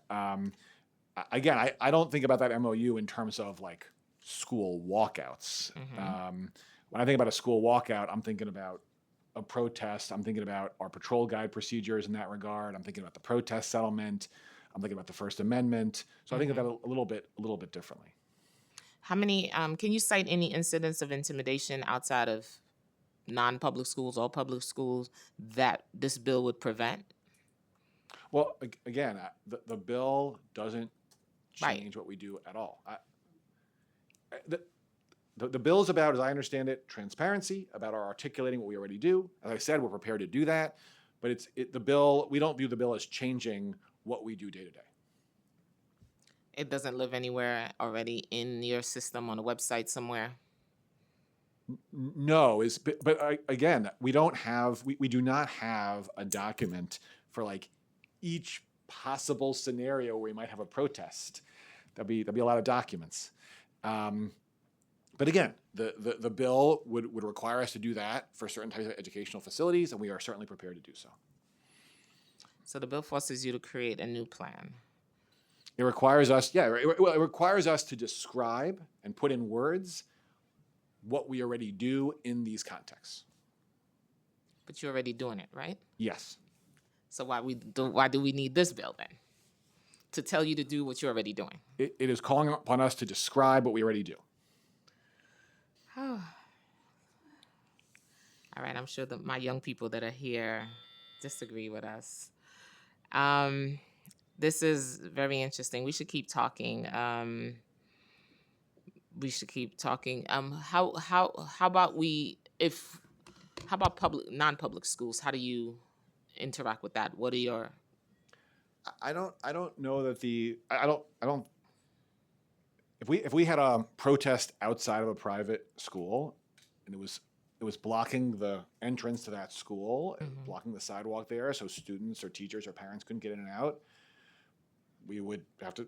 They have to be able to get in and out safely. That's true for public schools and for private schools. And if someone was blocking the entrance, preventing, again, parents or students or faculty from getting in and out of a school off a public sidewalk, we would warn them that they have to move.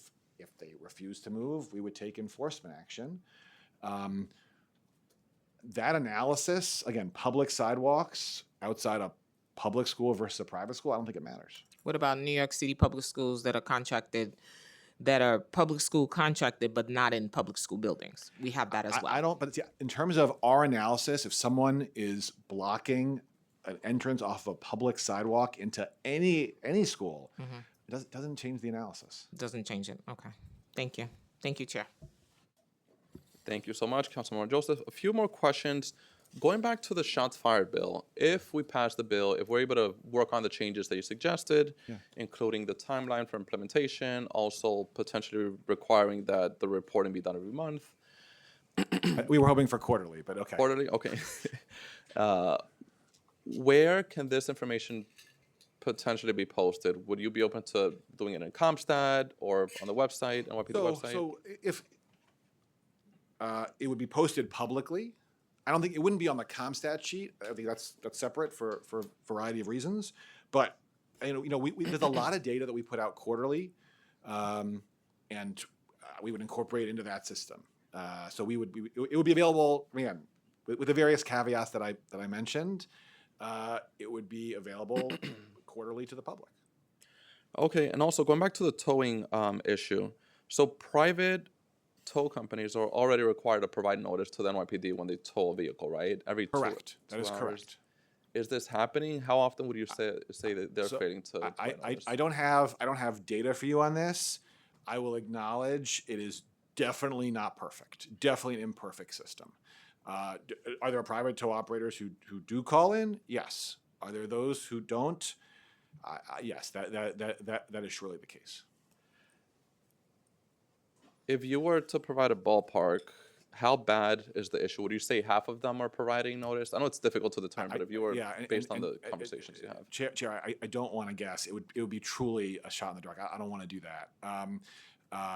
It is hit or miss. And by the way, part of the problem is that really with private tows, if it's not a tow at the NYPD's direction, if they don't call us, we literally have no way of knowing that it happened. Right? Because it didn't, road tow, we're involved. DARP, we're involved. But a truly private tow that doesn't tell us, we have no way of knowing.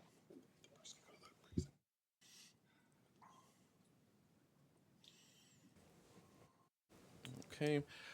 Also, going back to the pre-considered the Encarnacion bill, how many protests at educational facilities has the NYPD responded to in the past few years? And also, how do they compare protests at colleges versus K through 12? Right. So we do not track in a systematic way the location of protests. Again, I'm not suggesting we don't know where protests happen. We do, and so any particular protest operations is going to have data about that. But we don't have like in a systematic way like, oh, here's good data on the location of protests. I also will say it's not a simple thing, right? Because are you talking about there are protests that target a particular location, right? They're protesting at X location. Then there are protesters who march across many blocks in the city. Every time they pass by, a school, does that count? Those are very, very different scenarios, totally different scenarios for a lot of reasons. I will say, and this is not data driven, just experience over the last few years, we certainly, and this is particularly in 2024, we had a lot of protests outside universities. There was a lot of that. In terms of a protest targeting like an elementary school or a middle school, I really can't recall that happening. I'm not saying it's never happened, but over the last few years, I cannot recall a situation in which a protest was directed at like an elementary school or a middle school. I will say, just it's obviously you could have a house of worship, or they also have like in the house of worship an after school program. So I wouldn't know about that necessarily, but in terms of like something that is obviously like a school, an elementary school, and a protest targeting that, I don't recall that. All right, thank you for the information. Next, we'll hear from Councilmember Justin Sanchez. Thank you so much, Chair Felice, and thank you guys so much for your testimony here today. And also shout out to another former council member in the House, Councilmember Mark Traeger. Quickly, I want to talk about the tow operations a little bit. I wanted to know what processes does the department go through to close 311 requests for illegal parking?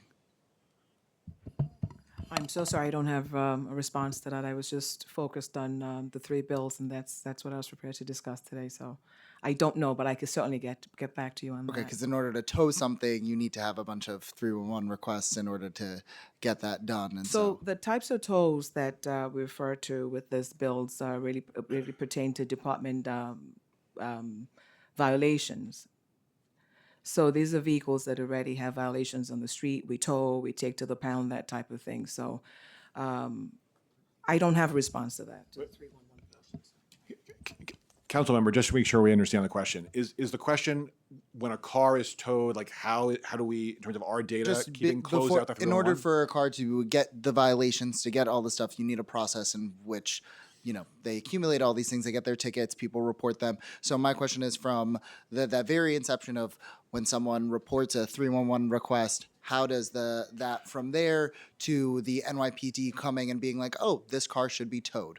What does that process look like? Yeah, and council member, we will easily be able to get that for you. We will have that for you. Thank you. Thank you, Councilmember Sanchez.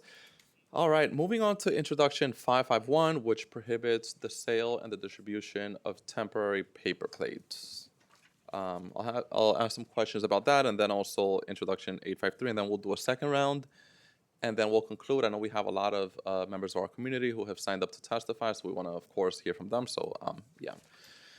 So, Introduction 551 prohibits or increases the fines for those that are selling fake paper plates. I know we've made a lot of progress on the issue. The problem exploded during COVID. We've made some progress, but to my knowledge, it's still a problem, including the sale of it. I mean, I checked on Craigslist and also the Facebook Marketplace last night and saw people promoting those fake paper tags. So, obviously it's an issue. How bad of an issue is it, would you say? We've made progress, but how much of an issue is it still to date? So the online process, as you described, is very difficult for us to police. What I can speak to is what we see locally on the streets and the summonses that we have to support that. But that's about all I have. So to address this problem, Ghost Plate operations, we talked about what we do with other agencies, bridges and tunnels, and also on local streets where we see this type of problem and the tolls associated with that. But the online process, we do not police. What are the current consequences for selling fake paper plates? So I mean, yeah, well, no. So you have in the VTL, you have a criminal offense, right? So in VTL 392A, so a person knowingly sells or offers to sell false, fraudulent, or stolen variety of things, including license plates. It's a misdemeanor as a first offense, felony as a second offense. So you have the criminal provision there in the VTL.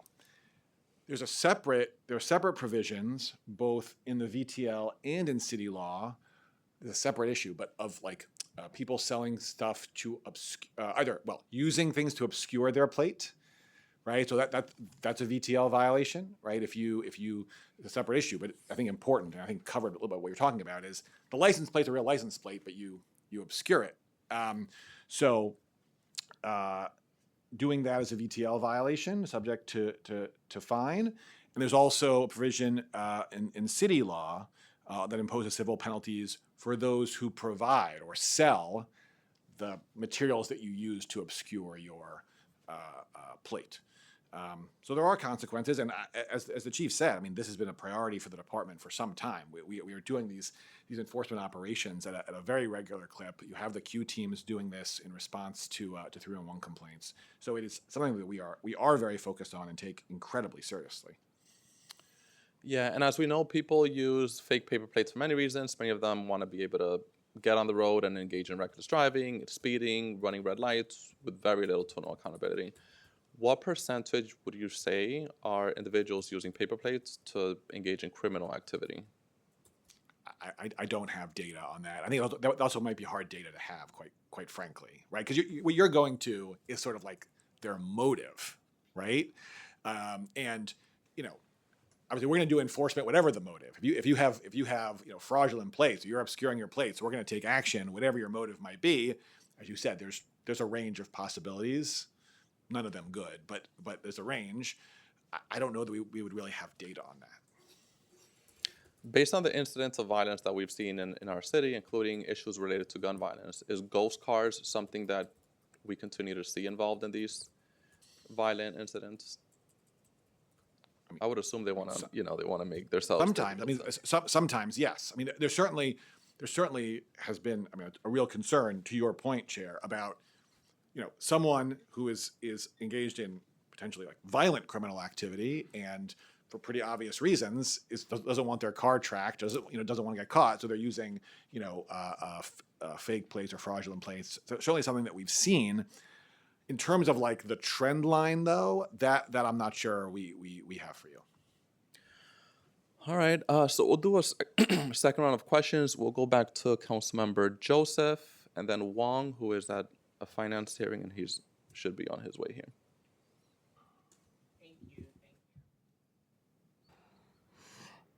Does the NYPD have any examples of instances where a student-led assembly has prevented someone from accessing an educational facility? A student-led? You mean like a protest outside of school? Yeah. Do you have any examples of when facilities were blocked because of the protest due to students? You're talking about elementary schools, middle schools, high schools, universities, anything? K to 12. It is, again, nothing comes immediately to mind. I can't say it's never happened, obviously, but nothing immediately comes to mind, no. What safeguards would exist to ensure security perimeters are not used unnecessarily to restrict unlawful protest activities? Sorry, unlawful or lawful protest? Sorry. Lawful. Of course, lawful. Okay, I figured. So there are a number of pieces to that. You know, the incident commander, right, knows, and this is, I think, very clear. There's no confusion about this in the department, right? First of all, the decision to even create a frozen zone is done on a case-by-case basis, based on all the facts, in consultation with an attorney from the legal bureau, right? There's a legal framework, right, in terms of it has to be content and viewpoint neutral, cannot burden substantially more speech than necessary, and has to allow ample alternative means of speech. We talk about sight and sound in that regard. So, you know, even in a situation in which, okay, we've got a real, concern here, problem in terms of obstruction of an entrance, we're going to do a frozen zone. If we're doing a frozen zone, necessarily we're like, okay, so if protesters need to have sight and sound, where is that going to be? Right? That is very much ingrained in the culture of the department. And again, protesters don't have to go there. Sometimes protesters do not want to go in the designated protester area. That's their right. But anytime you have a frozen zone, you are going to have a protest area with sight and sound to the entrance, which I think is critical. So you will have that in place every time. Do you have any idea of the protests that require NYPD response? How many have been at private schools versus public schools or high schools or colleges or middle school or elementary? I don't have that data for you. And again, we have not been tracking in a systematic way, like the location of the protest in the sense that we would have data that we would be comfortable using. So haven't really, that's not really the way we've tracked it and thought about it. Apart from rallies and protests, what other security-related event might affect the school?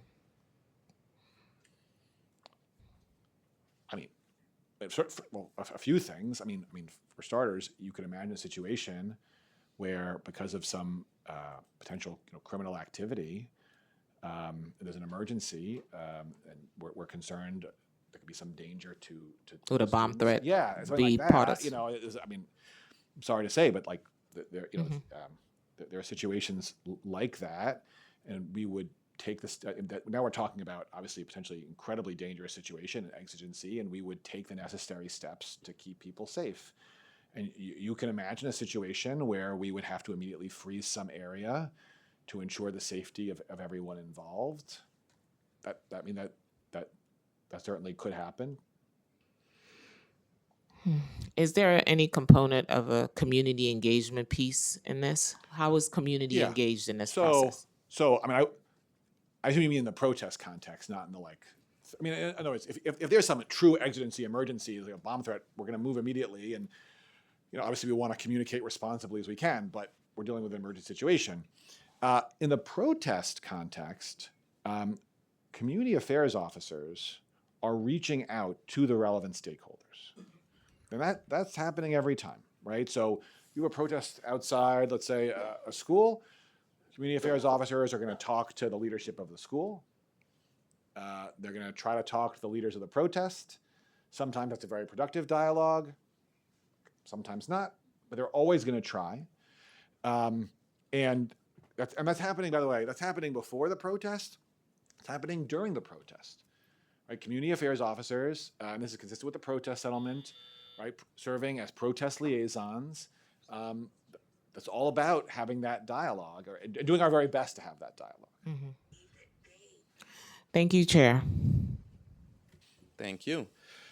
A few questions about frozen zones and the security measures that we're talking about. I know we've been talking about it in the context of the educational environment. Just curious, unrelated to the educational facilities, but still in the context of security measures. The NYPD is taking security measures today at the Madison Square Garden, the same measures that it did when the president was in visiting the city. Why are we taking the same security measures?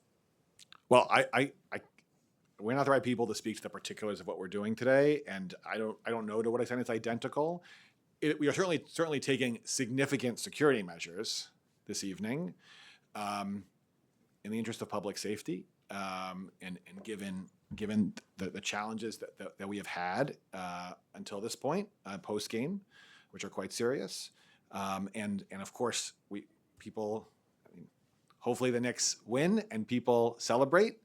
People are able to celebrate and celebrate peacefully, safely for everyone, safely for other people celebrating, safely for police officers, and we are trying, doing our very best to act responsibly to make sure that people can celebrate in a safe manner. And I know we're obviously taking it one day at a time, but is the plan to have similar security measures at future games? I know I really can't speak to that. Okay. So a few more final questions on introduction 843. I don't see anyone signed up, so I'll ask some questions and then we'll conclude if no one else signs up for questions. So 843 by Councilmember Stevens, which will create a program to provide public notification of school emergencies. What role does the NYPD currently play in notifying school officials, parents, and the public during school emergencies? Right. So you know, in the public school context, obviously we have an entire school safety division, as you know, and so we're in dialogue with schools. And if we have some emergency in a school, again through school safety and otherwise, we're going to be in dialogue with the leadership of the school. And my understanding is that DOE has its systems for providing notification. We're certainly not the experts on that, but they certainly have mechanisms for communicating with parents. If we have to respond to an emergency at a private school, you don't have the same systems in place as you do with school safety, but in the nature of any sort of police response, we're going to be reaching out to the leadership of that school and talking to people at school. We're going to have police officers arriving on scene and in dialogue with the school. So again, it's more formalized in the public school context because of the school safety division, but then in the private school, as with other institutions, if we're responding to the scene, we're going to be talking to leadership on scene.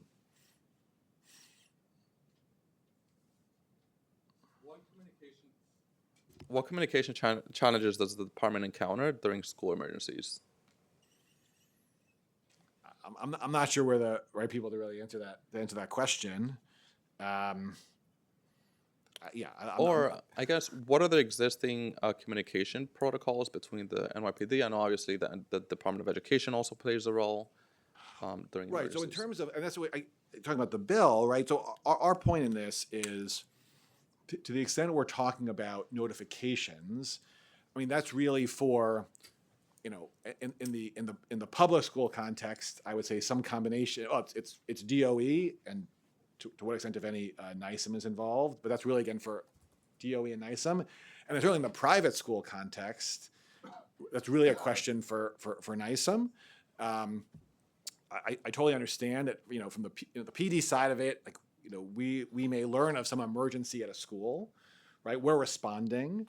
And so we have that information, and you can certainly imagine a bill that, where we're passing along the information to Nycc, and they are making notifications as appropriate. But to the extent the bill is suggesting that the NYPD directly should be making those notifications, we don't think that's really in our purview. Okay, thank you for the information. Any other questions? I don't see any other questions. So, thank you so much for joining us today. Thank you for all the work you're doing to keep New Yorkers safe. We look forward to continuing all the conversations on all these bills. Thank you. Thank you. And let's go next. And we're going to take a 5-minute recess. We'll resume at 12:20, 6-minute recess. Thank you.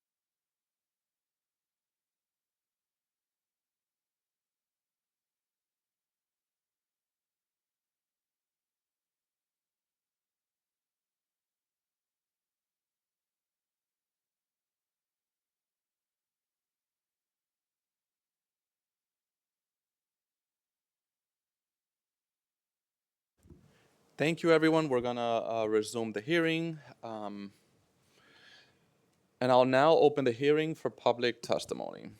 I remind members of the public that this is a government proceeding and that decorum shall be observed at all times. As such, members of the public shall remain silent at all times.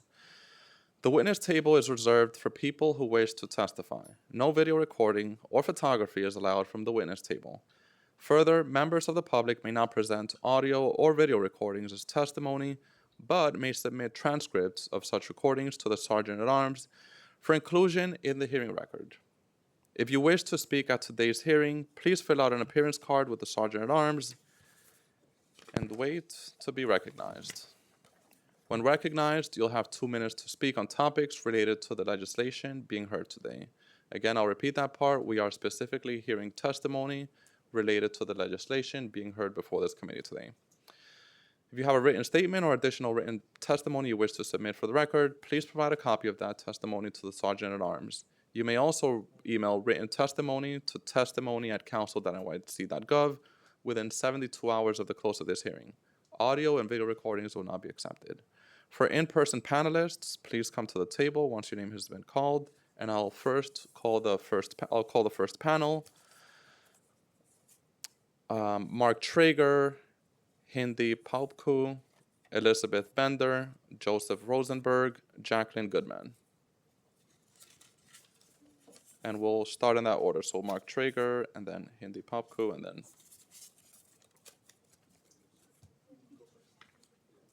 good to see you all. Yep, sounds good. Yes, you may begin when you're ready. Let me first begin by thanking you, Chairman Feliz, for overseeing this hearing, and Councilwoman Encarnacion, thank you for your leadership. It's really an honor to be here, and I know that the council was very deliberative about this process and this bill, and we really do appreciate your commitment to seeing this through.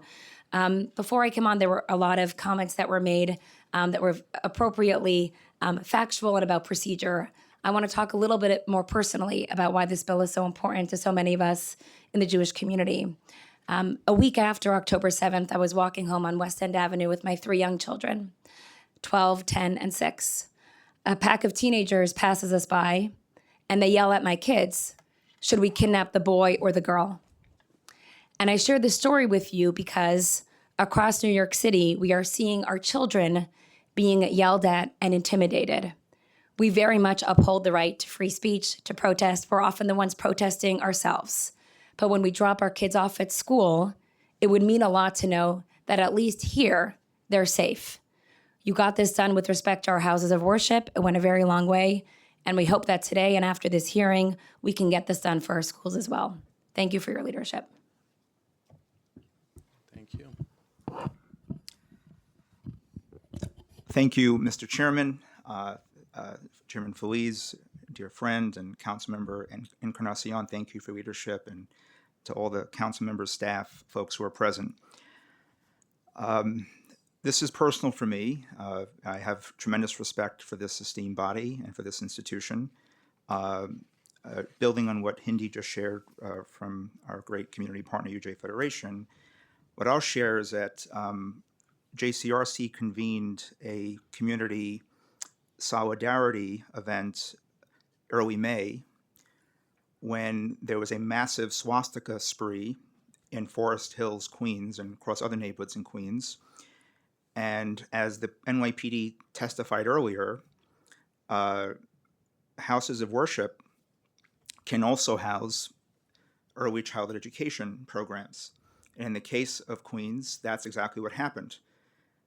Children, families, staff were waking up that day and walking into a situation where there was a crime scene and a massive swastika scrolled on an early child education site housed in a synagogue.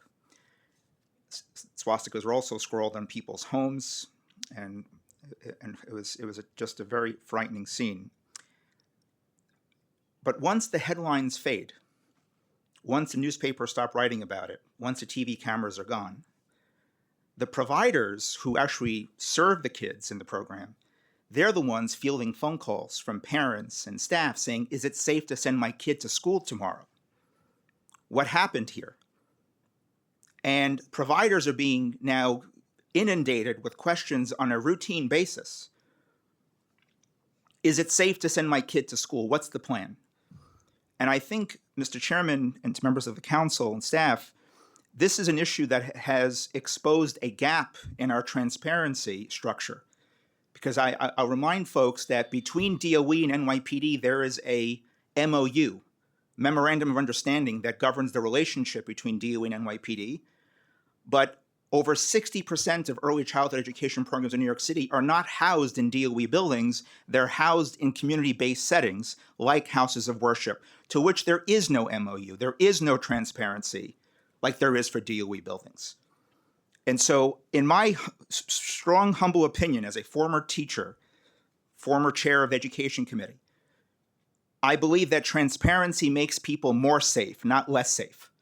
I think having more understandings about what's the plan, it's not just about protest, even though obviously we must respect the First Amendment. People have a fundamental right to protest, but you have no fundamental right to intimidate anyone. But it's not just about protest. It's about what if there's an incident at the site, whether it's a swastika, whether there's some disruption. People ask rightfully, what is the plan? We don't know because, and NYPD said there's not enough data because there's no requirement to collect data. That's why the council members pass bills to get transparency.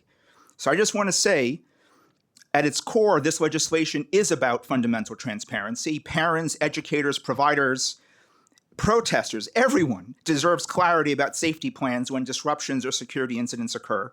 Transparency makes us more safe. It helps protect our kids, our critical stakeholders. And I truly appreciate the leadership of this council for being deliberative, being very thoughtful about this process, and exposing a real transparency gap that exists in the system today. Thank you, Mr. Chairman. Thank you. Hi, good afternoon. My name is Liz Bender. I'm the policy counsel with the criminal practice at the Neighborhood Defender Service of Harlem, Public Defender Office serving Upper Manhattan. NDS opposes this bill because it does not achieve the transparency that we've heard many people talk about today. General Counsel Gerber mentioned many times that what he viewed the bill in its current form as doing was requiring them to report on what they're already doing. But that's not what the plain language of this bill does. It requires them to propose a plan. Propose means show us something new. It does not have detailed reporting requirements about what they're already doing.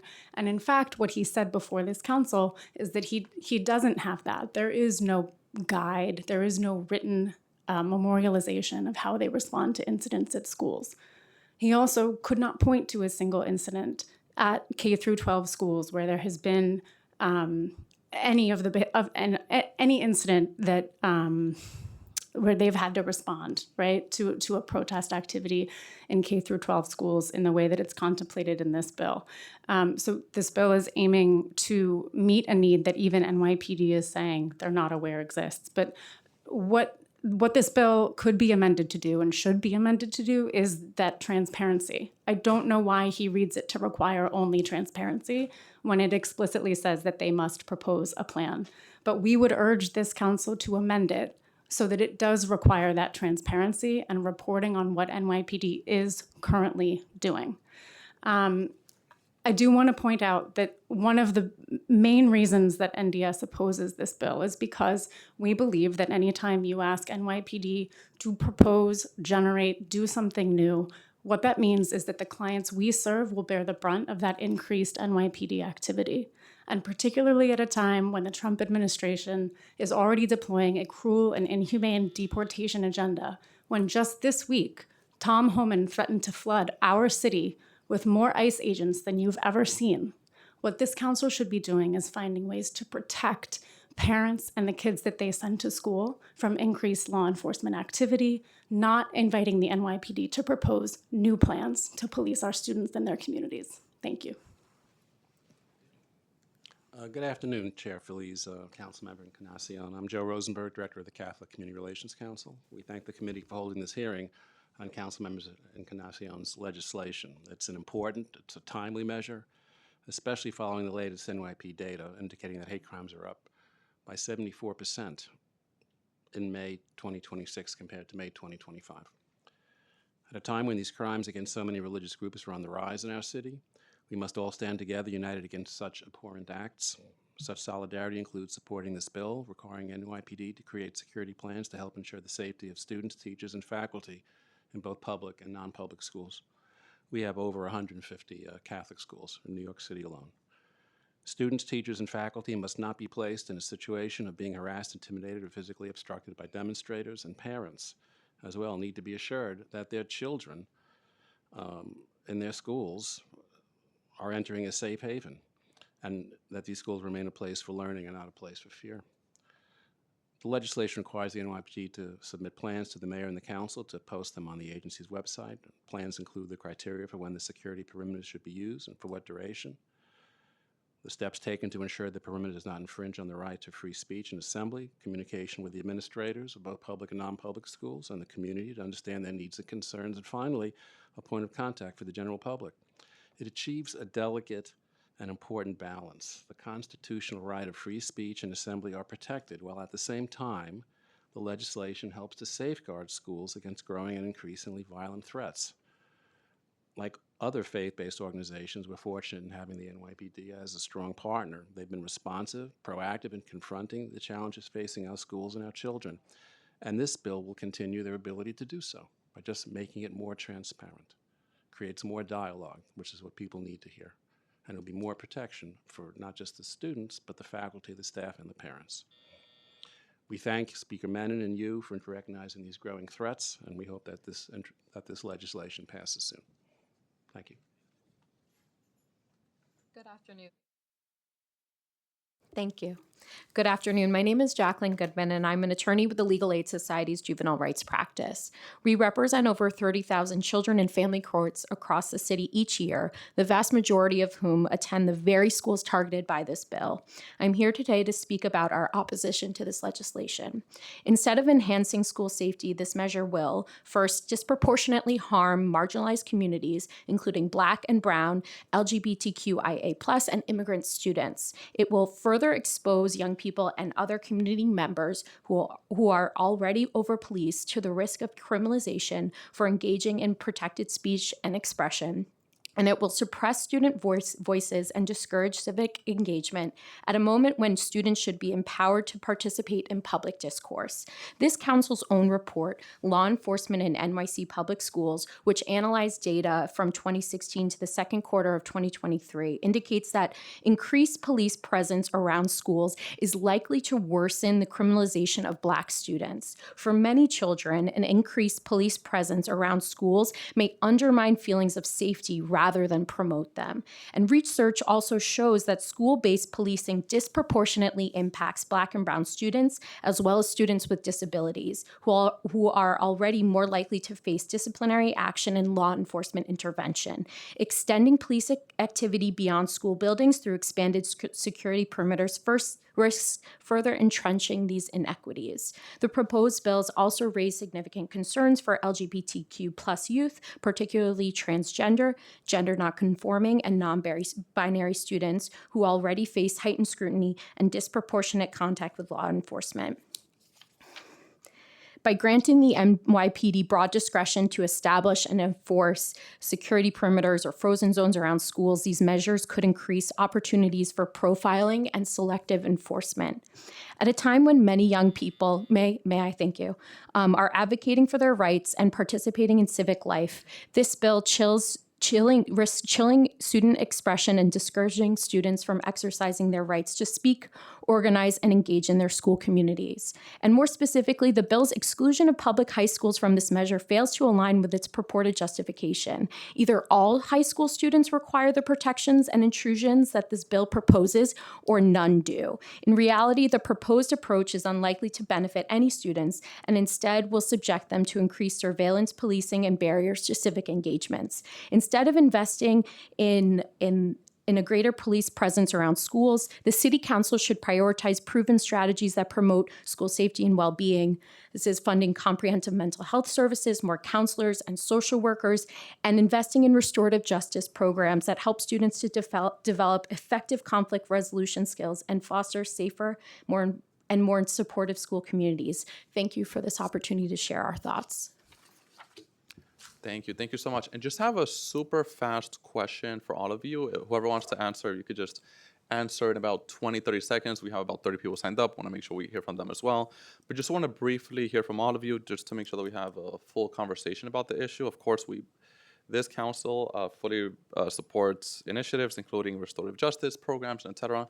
But on this bill, my understanding is that it doesn't require or put any new police officers in the area, or doesn't give them any new authority or power. It simply just requires that they tell us what they're doing to respond. So just curious if anybody wants to give us 20, 30 seconds on that.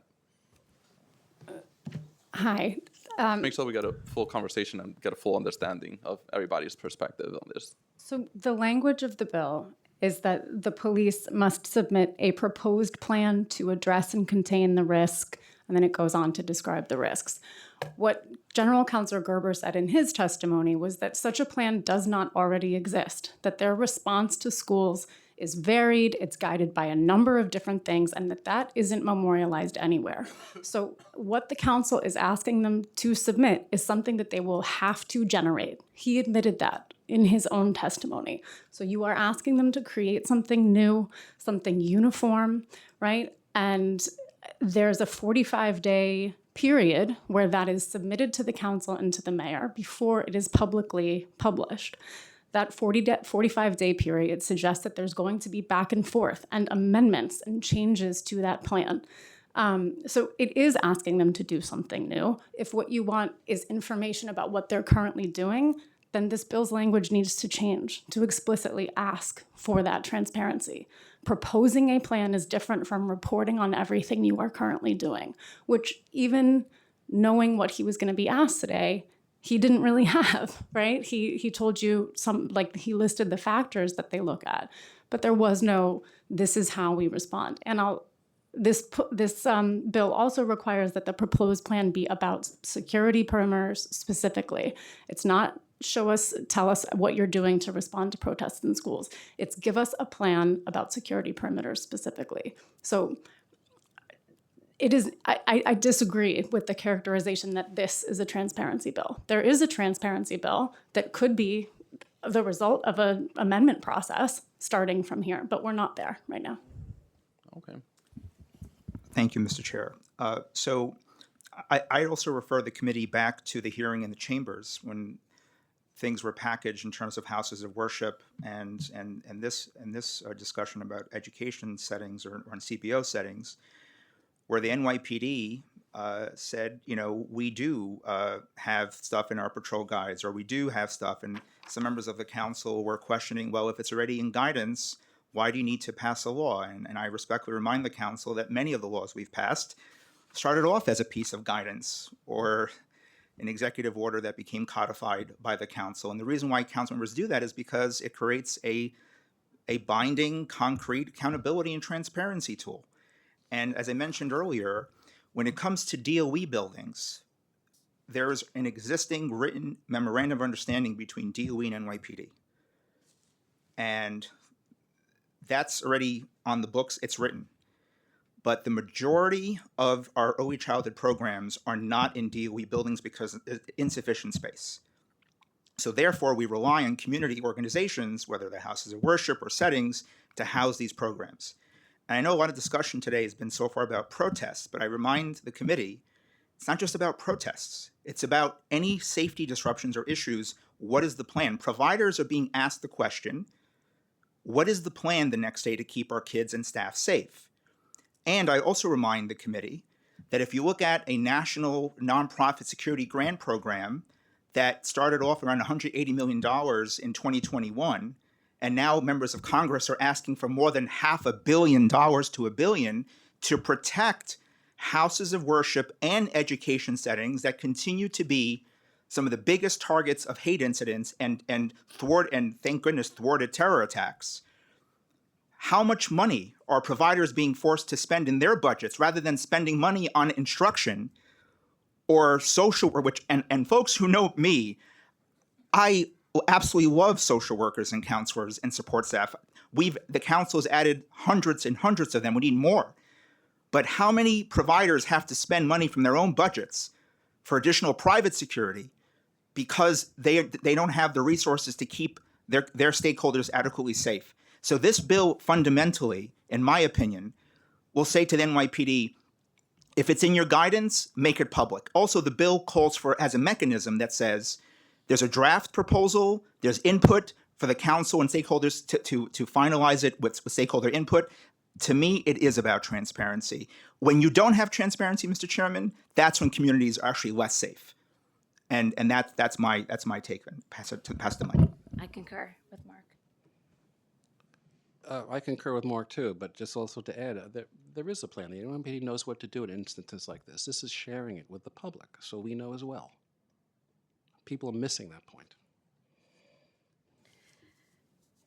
So I would join with my colleague from Neighborhood Defenders, and I would just also mention that there are already criminal laws that address alleged harassing and violent conduct outside of educational institution, and a law requiring the creation of security perimeters, even while requiring the police to take steps to ensure that the zones don't curtail protest rights, is not necessary when there are alternatives to achieving the stated purpose of safety, particularly when it infringes on people's freedom of expression. So I think drawing the police's attention to these sites and saying you must do a plan, similar to what my colleague said, I think especially in the context of the students that attend these schools that are already over policed, that are part of these marginalized communities, I think it does set up a very clear likelihood that there could be over policing and these youth could be placed at risk. All right, sounds good. Thank you so much. Thank you, everybody, for testifying today and for your perspective.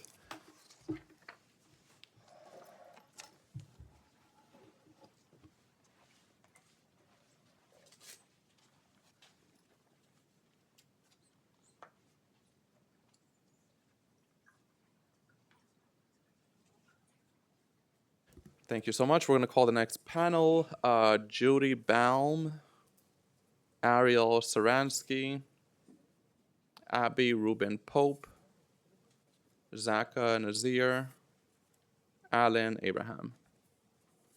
And you could testify in that order. Or actually, we'll just do it from right to left, or left to right, whoever wants to go first. Thank you.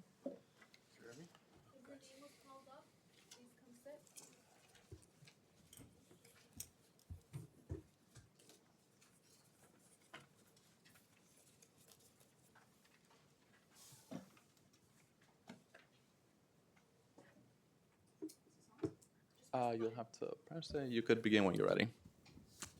Great. Good afternoon, everyone, and thank you to the chairs and the honorable members of the Committee on Public Safety. Thank you for the opportunity to testify here today. My name's Judy Baum, and I'm co-chair of the Government Affairs Committee for the Jewish Community Relations Council. JCRC New York is the preeminent convening group of New York's Jewish community. We build relationships to advance the values, interests, and security of the Jewish community and to create a more interconnected New York for all.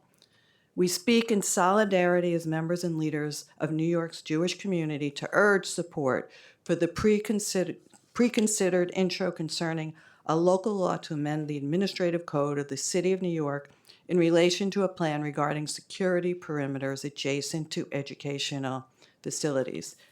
This legislation is important for the safety of New Yorkers, and personally, as the grandmother of kids who are in New York City schools and have gone through shooter trainings and all kinds of other stuff, having this bill passed makes me sleep better at night, that I know my grandkids will be safe and protected by the NYPD and the City of New York.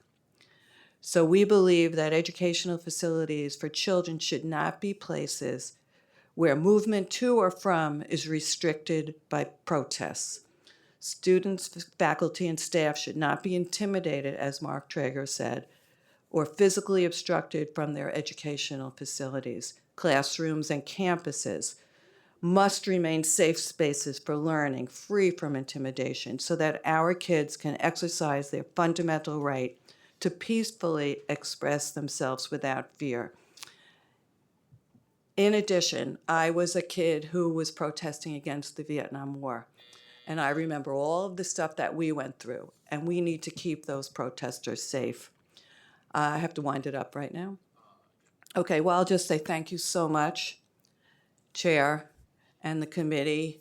And as she suggests I call her Council Member Elsie. Thank you so much. Thank you. Thank you, Chair and members of the committee. My name's Alan Abraham. I'm a New York City resident and the director of organizing at the People's Plan, and I grew up through the New York City school system as well. I'm here today to oppose the bill as it's currently written and urge the council to amend it to actually make it a transparency measure. Instead of advancing the bill in its current form, the council should amend it to require that the NYPD publicly disclose and regularly report on its existing policies and procedures for responding to protests around schools. Any amended legislation should also explicitly affirm the protections established by the 2024 protest settlement and safeguard First Amendment rights under both the federal and state constitutions. Supporters of the bill haven't identified a single instance of students being harassed or threatened by protesters outside of schools that would justify the creation of new security perimeters. Rather than improving safety, this proposal risks discouraging students from exercising their own rights to speak out against injustice while increasing opportunities for policing and criminalization of Black, brown, and other marginalized communities. So for these reasons, I oppose the bill as it's drafted. The city doesn't need a new protest-related security plan, expanded police authority, or security perimeters around schools. Protest in itself is not a security threat. Requiring the NYPD to develop new operational plans for protests near educational facilities also risks undermining the 2024 protest settlement, which was established in response to NYPD's treatment of Black Lives Matter protesters in 2020 and requires police presence at demonstrations to be minimized whenever possible. Thank you. Thank you, Chair Feliz, for the opportunity to testify today on legislation regarding establishing security perimeters adjacent to educational facilities. Thank you also to Councilmember Elsie Encarnacion for spearheading this legislation and for your leadership and commitment to protecting New Yorkers. My name is Ariel Savransky, and I am the Director of Government and Community Relations at the 92nd Street Y. While 92nd Street Y is not explicitly covered by this legislation, we strongly support its goals. As an institution that serves thousands of children, families, and lifelong learners each year through educational programming, we understand the importance of ensuring that students, parents, educators, and staff can access educational facilities safely and without intimidation. Across New York City, schools and educational institutions face an increasingly complex security environment. According to ADL's 2024 audit of anti-Semitic incidents, New York State recorded more anti-Semitic incidents than any other state in the country. These trends have heightened security concerns for many institutions that serve children and families. At 92nd Street Y, we have experienced firsthand how demonstrations can affect access to community and educational spaces. Earlier this year, during our annual State of World Jewelry Address, patrons entering the building were met with drums, flags pushed into their faces, and shouted insults. This did not only impact event attendees. Families arriving for children's programs, students attending classes, and other community members using our facility were also forced to navigate that environment. Students, parents, educators, and staff should be able to enter educational facilities safely and without intimidation. Establishing a transparent framework for evaluating and implementing security perimeters when necessary will help protect access to education and ensure that schools have appropriate tools and protocols available when circumstances warrant enhanced security measures. Thank you to the New York City Council, Council Members Elsie Encarnacion and Dinowitz, and Speaker Menon for thoughtfully proposing ways to combat anti-Semitism and other forms of hatred and strengthen protections for educational facilities. We look forward to continuing to work with the New York City Council to ensure that New Yorkers feel safe in their communities. Thank you. Chair Feliz and members of the Committee on Public Safety, my name is Brandy Rubin, and I am proud to serve as the Deputy Regional Director for ADL's New York and New Jersey region. I am pleased to be here today to testify in support of legislation sponsored by New York City Council member Elsie Encarnacion, which would require the New York City Police Commissioner to develop and implement a plan that would allow for the establishment of security perimeters around most K-12 educational facilities across the city in appropriate cases, thus creating safe access zones to help protect individuals seeking to enter and exit from experiencing physical harm or targeted harassment and obstruction. This bill is a critical piece of Speaker Menin's 5-point action plan to combat anti-Semitism and strengthen community safety, which ADL proudly supports. Unfortunately, New York faces an unprecedented crisis of anti-Semitism that demands immediate action on multiple fronts. ADL carefully tracks and responds to anti-Semitic incidents across the country, and according to our 2025 audit of anti-Semitic incidents, New York State recorded 1,160 anti-Semitic incidents, the most of any state in the country. This represents 18% of all anti-Semitic incidents nationwide, and most alarmingly, 74% of all documented incidents in New York State took place across the 5 boroughs of New York City, which was a new record. My team and I respond to anti-Semitic acts every day and understand this work firsthand. Our data shows that K-12 schools have unfortunately become hotspots for anti-Semitic incidents. By our count, in 2025 in New York City, we documented 91 such incidents, and that is just what was reported to us.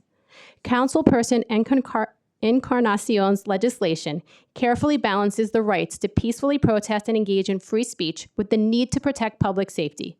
Today, we join the chorus in supporting this common sense legislation to ensure safe access to K-12 educational facilities across New York City and all of Speaker Menin's 5-point plan. We urge this committee to give introduction of T 2026-2052 a favorable report. Thank you. Thank you. Thank you so much for your testimony.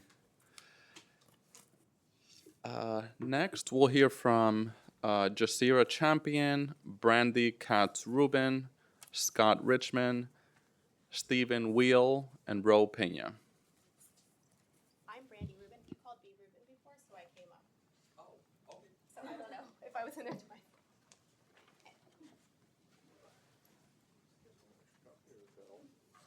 I have an extra.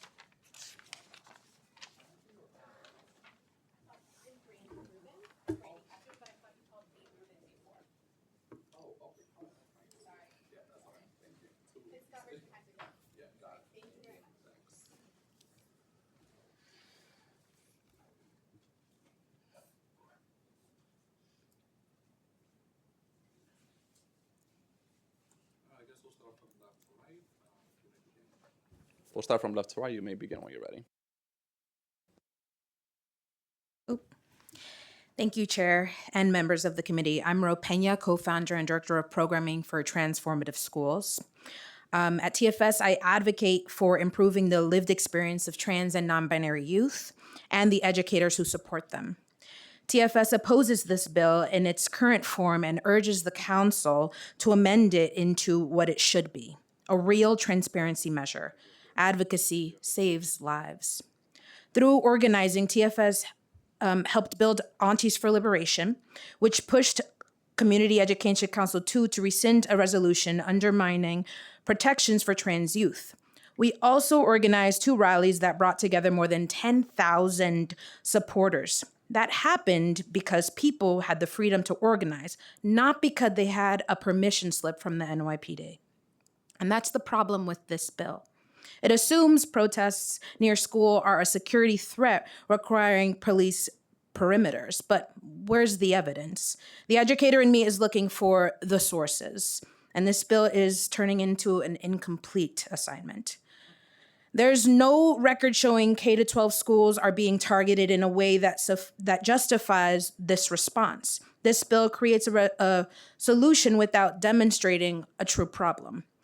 Meanwhile, it gives the NYPD broad authority with no public input, council approval, or meaningful accountability. That's a lot of power for an unproven issue. And we know that broad police discretion is rarely applied equally. Measures that expand surveillance, enforcement, and restrictions on public participation often fall hardest on the students who are already most marginalized. I was one of those. Trans youth, Black and brown students, disabled students, immigrant students, and the families and advocates who show up to defend them. These are the communities most likely to rely on public advocacy when institutions fail to protect their rights. Schools have always been part of movements for justice. For many young people, protests aren't a disruption of democracy. They're how people learn to participate in it. Restricting advocacy near schools risks sending the message that civil engagement is something that needs to be managed and controlled rather than encouraged and protected. The assignment is simple. Amend the bill, require the NYPD to disclose its policies, and affirm that First Amendment protection. If the goal is transparency, let's show our work and stick to the assignment. Thank you.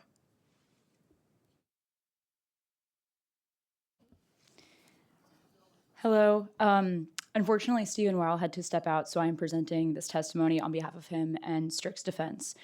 Strix is a Brooklyn-based next-generation AI defense company with a singular mission: to proactively protect New Yorkers by anticipating threats and stopping them before they reach New Yorkers' doors. Thank you to Speaker Menon, Chair Feliz, and the members of the committee for giving Strix the opportunity to be a part of this discussion. Strix would like to speak in support of Intro 2052 by Councilmember Encarnacion. Strix believes this legislation addresses a growing reality. Threats to our schools are no longer theoretical. They come in many forms, including targeted violence, harassment, intimidation, hate-motivated incidents, and disruptions that create fear among students and families. The need for proactive planning is clear. A June 2026 NYPD report shows that hate crimes remain a significant challenge across New York City, with anti-Semitic incidents continuing to account for the largest share of reported hate crimes.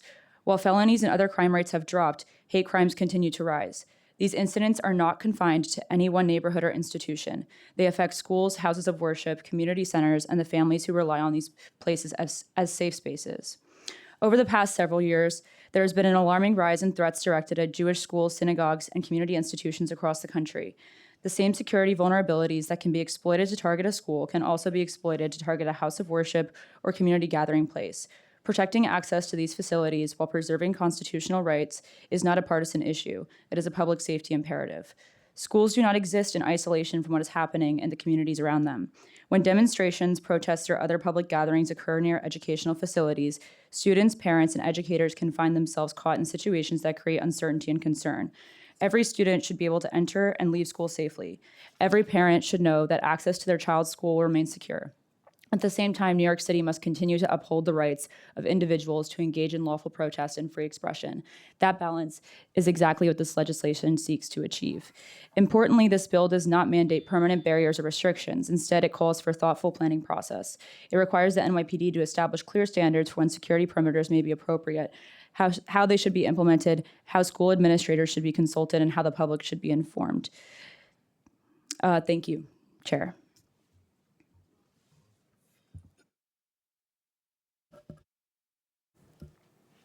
Hi, my name is Jasira Champion, and I'm here to speak to you guys today regarding a personal matter regarding public safety. I am a member of the public. Thank you all for taking the time to listen to me. After exploring multiple avenues, seeking for the local authorities and other government agencies and offices to hear my voice and take heed to my cries for help to no avail, I am here today as a proud American citizen in need of someone to stand up and do the right thing. Public safety is a fundamental priority to maintaining a livable and functional society for everyone in our communities. For an extended period of time, my safety and privacy has been stripped away from me, and the police have continuously undermined and dismissed my desperate pleas for help. There's a loss of genuine care and concern for other human beings when that very thing is what helps us thrive and prosper in our communities.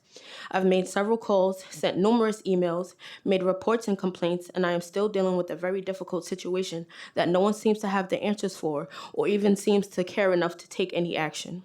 The police are supposed to protect and serve, and the government has a duty to ensure the safety and well-being of its citizens, yet here I stand alone with my back against the wall. If there's anyone here that is proud to advocate and support the people of this city, please take the time to speak to me and offer your assistance in any way possible. I would be extremely grateful grateful for the chance to finally be able to live a normal life again. I've made efforts to do so by contacting the Department of State, the Department of Homeland Security, the FBI, the Queens District Attorney's Office, the Department of Health, the Civil Complaint Review Board, and of course the NYPD's 101 precinct. I am a citizen, a member of this society, and it should never be this difficult to find just one person who cares about my safety.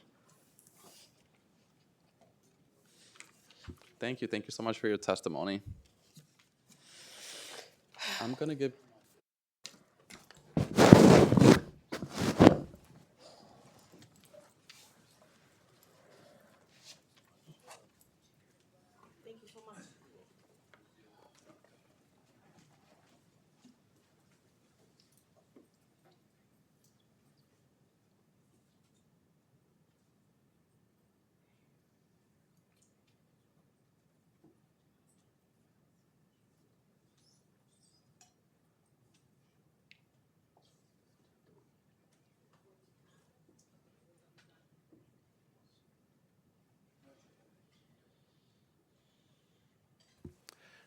Thank you so much, everyone, for the patience. The next panel, Naila Awan, Janice Chong, Anna Maria Aguirre, Ariana Misha, and Jaretti Valera.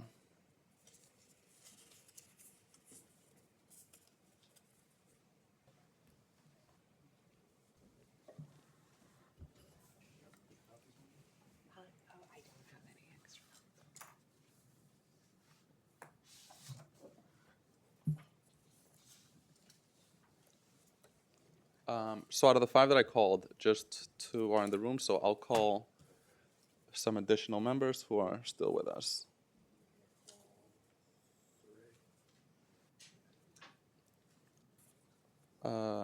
Andrea Ortiz, Rashida Brown Harris, not here. Seth Severino. We'll take 2 more.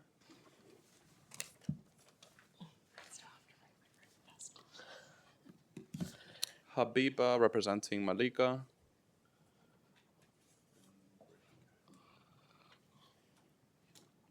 Brittany Kaiser.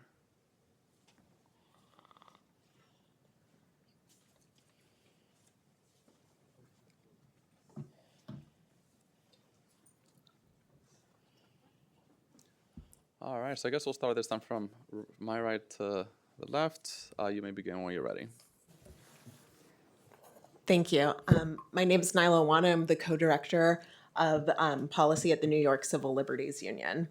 I'm here today to oppose the new security perimeter bill being considered and express extreme concern at the speed at which this bill is being advanced, and that the hearing is happening today on a day when many of our advocates who've been engaged in this fight for so long are having to also split their time between testifying on the budget. While the pre-considered bill narrows the definition of educational facility, no other elements of the bill have changed. It was not amended in any way to address the very real concerns that over 100 organizations representing a wide variety of constituencies, as well as educators, students, and community members, have expressed. As we heard from the PD earlier today, there's no record of incidents outside the covered facilities that the bill is designed to effectively address. Instead, this bill will encourage increased law enforcement presence outside of our city's schools, helping to fuel the school-to-prison pipeline and undoubtedly being disproportionately enforced against Black, Brown, and LGBTQIA students. And in a city of immigrants, and at a time when we are seeing an inhumane deportation agenda being advanced by the federal government, increasing law enforcement presence at schools is likely to only fuel fear among our immigrant community members. And while the council has talked about this bill and its precursor as being purely a transparency measure, that is simply not the case. The bill frames the right to protest, a right at the very heart of our democracy, as a security threat. It requires the NYPD to craft a proposal for the deployment of security perimeters around schools, and then gives 45 days for back and forth between the PD, the speaker, and the mayor before the plan is even made public. It does not recognize there's numerous response tactics at the NYPD's disposal, of which security perimeters are only one. And it does not ask the NYPD to disclose how it weighs the circumstances and rights at play when determining a course of action, and does not recognize that security perimeters will not always be an appropriate or constitutional response.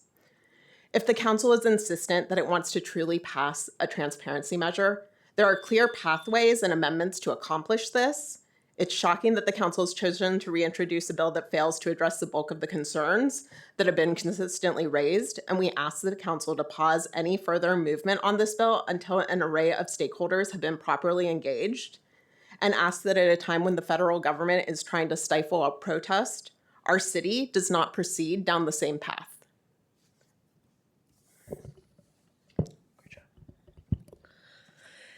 Hello, my name is Andrea from Dignity in Schools, New York. We are here today in strong opposition to the school secure perimeter bill. The council cannot point to a single incident of students being harassed outside of schools or threatened by protesters. This bill, as is not a transparency measure, and it does not respond to a real safety need. Instead, it expands policing, restricts freedom of speech, and risks further criminalizing young people and BIPOC communities. At a time of heightened political repression, increased police presence, and surveillance, will deepen harm, particularly for Black and immigrant families. This is especially concerning given the NYPD school officers can add individuals to a secret gang database with little or no evidence contributing to the ongoing criminalization of young people. The city's own record raises red flags. The 2024 protest settlement with the NYPD showed that current policing practices often violate protesters' rights. We do not need security perimeters because protests are not security threats. What we need is transparency, accountability, and investment in community-based safety. Current school safety policies already rely too heavily on policing and punishment and disproportionately harm Black students who make up less than 20% of enrollment but account for 45% of superintendent suspensions and 52% of school police interventions. We urge the council to amend this bill to require the NYPD to publish and report on their current policies and procedures for responding to protests around schools. Amend the bill to enshrine protections consistent with the 2024 protest settlement and with First Amendment rights under the federal and state constitutions. Freeze hiring of school police, eliminate all vacancies, and reinvest approximately $90 million in saving into restorative justice, mental health supports, and immigrant protections. Protect restorative justice and mental health access by baselining $6 million for restorative justice funding and $5 million for the mental health continuum. Protect immigrant students and families by baselining $4 million for outreach and communications and passing Intro 798 to eliminate the NYPD gang database.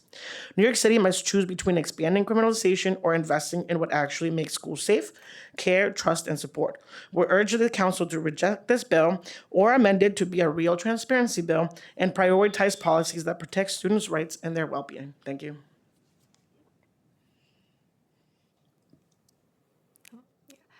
Good afternoon, esteemed council members in the Committee on Public Safety and Honorable Chair Oswald Feliz. Thank you for the opportunity to speak today. My name is Janice Chong, and I'm a youth leader with the Yaya Network and an intern in Dignity in School campaign of NY. Even though I graduated high school just last year and am now an incoming sophomore at Georgetown University, I am still here to fight for the rights of the next generation of NYC public school students and college students. First, I want to acknowledge the success we had in blocking Bill 175B from coming to fruition. I am grateful for the council members who stayed firm in their stance against the bill. However, this new school security perimeters bill is once again threatening our students' right to free speech, exacerbating the school-to-prison pipeline, and is disproportionately impacting Black, brown, low-income, and immigrant communities. As a longtime student organizer, I have had the privilege to exercise my freedom of speech at rallies, hearings, press conferences alike, and I want to ensure that all students after me can exercise those same rights. This bill jeopardizes young people's civil liberties by not having requirements, standards, or limits to the buffer zones that will surround educational facilities, and what counts as educational facilities is also still broadly unclear. This new bill is framed as a path towards transparency, but it is not a transparency bill. Why is there a normalization of NYPD perimeter authority around public and non-public K-12 schools without justification? Why is there an expansion of fear and criminalization for immigrant, low-income, BIPOC students through increased police presence? Where is the transparency in current NYPD practices towards protests? Therefore, to all the council members who have not signed on, I implore you all to not sign this bill until our concerns are addressed with amendments. For council members who have signed on, push this bill to become a true transparency bill by requiring NYPD to report on and publish its current practices for responding to protests outside schools with protections consistent with the 2024 settlement and First Amendment rights under the federal and state law. The effects of this bill could be dangerous to every student in NYC. Instead of justifying additional police presence in or around schools, the city should invest in the mental health continuum, restorative justice initiatives, and other equity-based services. We should be able to have safety for all communities without unnecessary expansion of police authority. Thank you.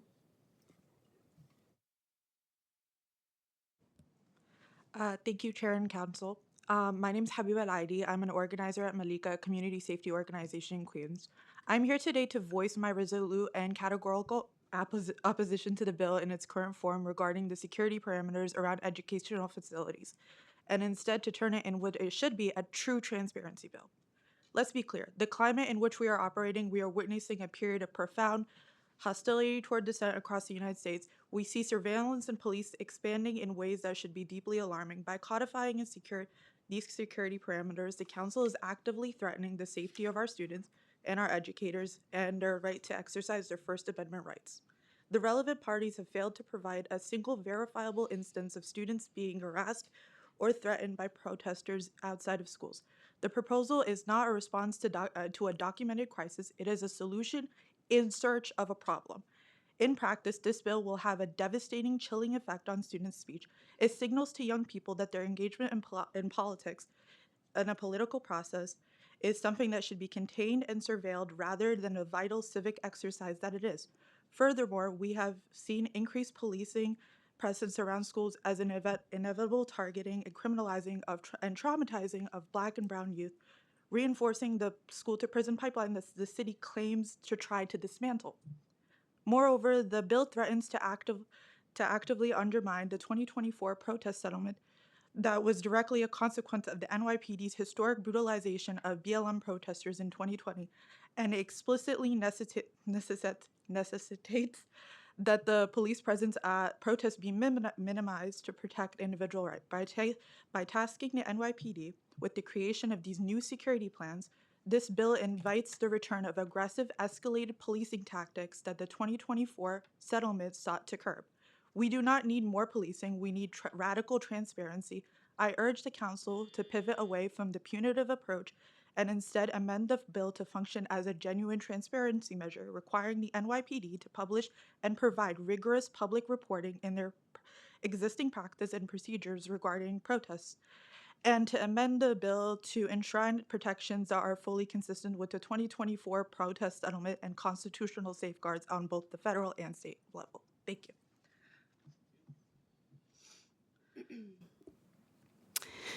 Hi, my name is Kaiser. I'm speaking on behalf of the Alliance for Quality Education. AQE organizes parents pushing for quality public education for all children, regardless of zip code. On February 25th, hundreds of New Yorkers submitted testimony against Intro 175. At that hearing, council leadership chose to selectively allow people into City Hall. The hearing was stacked, creating an illusion of support while many had to wait outside in freezing temperatures for over an hour and then stay late into the evening for their chance to testify against it. Since then, organized public outcry caused the mayor to veto Intro 175 and caused council members to refuse to overturn the veto. We have heard from multiple sources that council leadership continues to threaten retribution against members who are responsive to their constituents' overwhelming demand to oppose this measure. And today, the only day when New Yorkers can share their input on the entire executive budget, across the street, City Council is trying to jam through a new version of the buffer bill in a blatant attempt to circumvent public will. Why? Because people don't want this. It is a favor to a very narrow constituency with outsized resources, and they're hoping the rest of us don't notice. In the absence of a convincing story about how this bill would prevent violence, council has resorted to claims that it is a transparency measure. We support amendments to convert this bill to a true transparency measure. Without amendments, this bill does not increase transparency. It requires NYPD to create a new plan. In response to questions about whether a new plan is needed, NYPD said, well, we could create infinite documents, which of course would necessitate infinite overtime pay. The mental health continuum, which provides targeted mental health services for very high needs students, is at risk of expiring this month. That program costs $5 million. $6 million in funding for restorative justice is also on the chopping block. Taxpayers pay hundreds of millions of dollars in police overtime every year. Why are we continuing to sink public resources into duplicative and harmful work by NYPD instead of the services our children desperately need and which are actually proven to reduce bias and harm in schools? This bill is wasteful at best, and we know it will be harmful in practice. We oppose it in any form. Thank you. Thank you. Thank you so much for your testimony.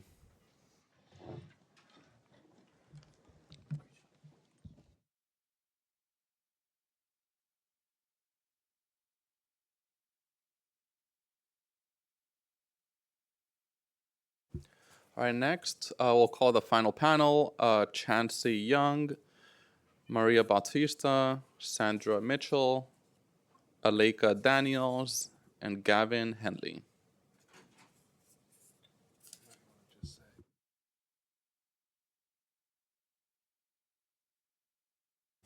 And also, if you haven't been called and you're here, you wish to testify, please see the Sergeant at Arms.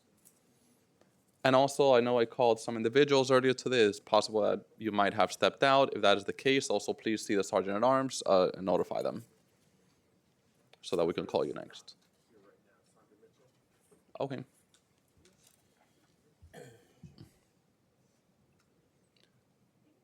All right, thank you. You may begin when you're ready.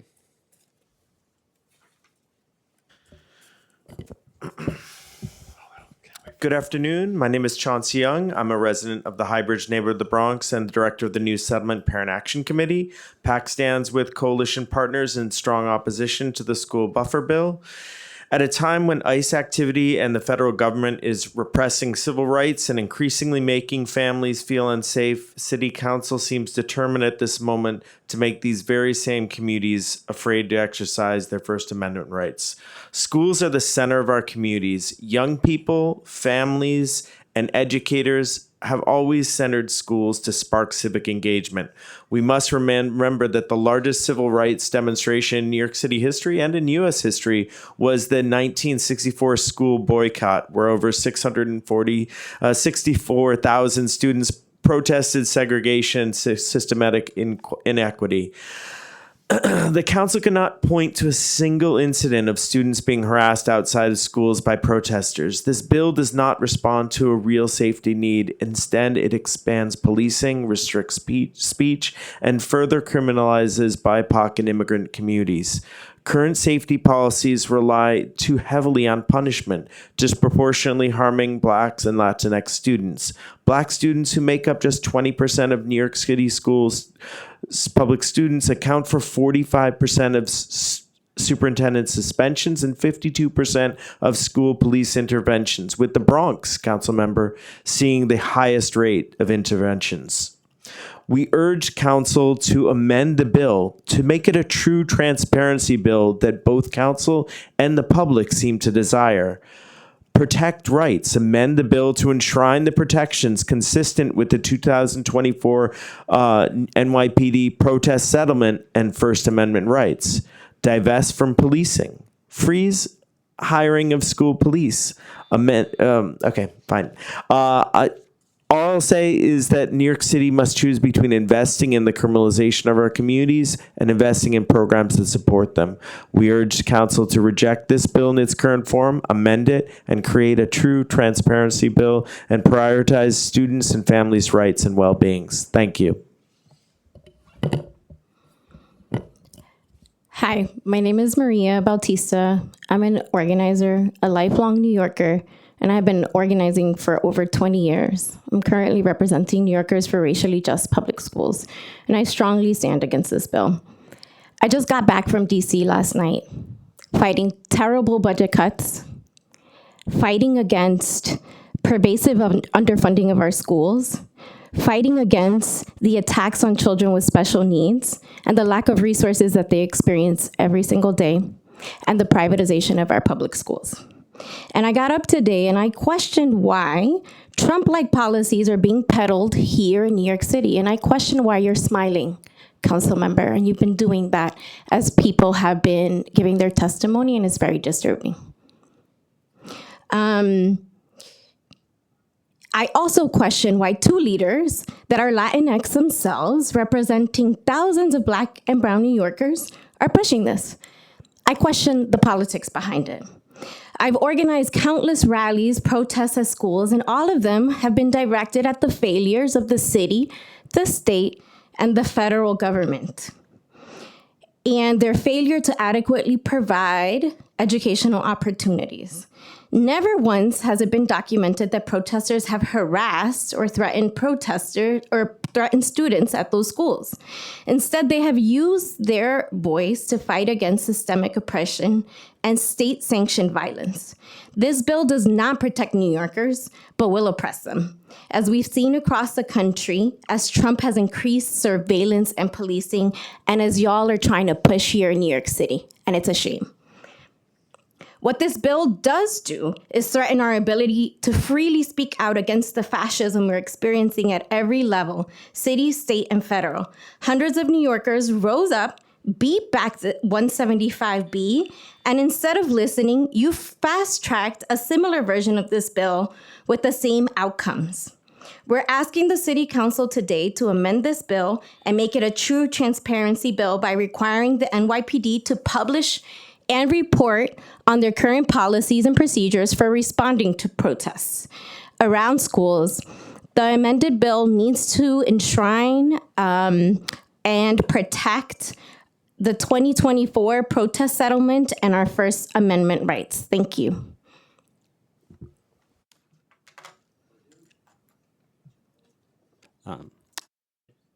Good afternoon, thank you. My name is Gavin Healy. I'm a member of the District 2 Community Education Council. I'm speaking today just as a public school parent. I strongly oppose this security perimeter bill. I believe it could be weaponized against families coming to meetings like those of our community education councils, held in school buildings.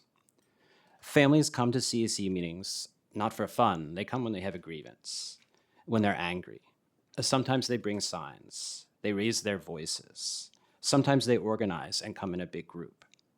In a system of mayoral control, families lack meaningful ways of expressing concerns about their schools. Nothing I've seen as a CEC member so far suggests to me that this vague bill would not be weaponized against those families. In 2024, the District 2 CEC passed a resolution seeking to overturn guidelines allowing students to participate in sports in accordance with their gender identity. I voted against that resolution, and most of our city council spoke out against it, recognizing it as an attack on the rights of transgender students. Families protested at our meetings for more than a year. We went from having half a dozen people attending to having several hundred. Some of our CEC members who supported that anti-trans resolution asked for more police presence in our meetings and outside, using a specific word that's in this bill, intimidation. They said they felt intimidated by families coming to our meetings to call them out for marginalizing transgender students, and they threatened those families with police removal. I don't think it's your intention that this bill will be weaponized against those families, but someday in the future, it very well could be. Perhaps it will come after your terms have ended, when you're not around to ensure accountability. But we're living in a moment when any law that gives someone with power the ability to take away the rights of others is likely to be used for just that purpose. Today you have power, and I urge you to use it wisely to ensure that our families' right to protest will not be taken from them. Thank you. Thank you so much. Thank you for your testimony. And also briefly on the comments, some people smile when they make eye contact with others, just a natural thing. That's me. All right, so would anyone who's here who hasn't testified like to testify? If not, we'll move on to the online testimony.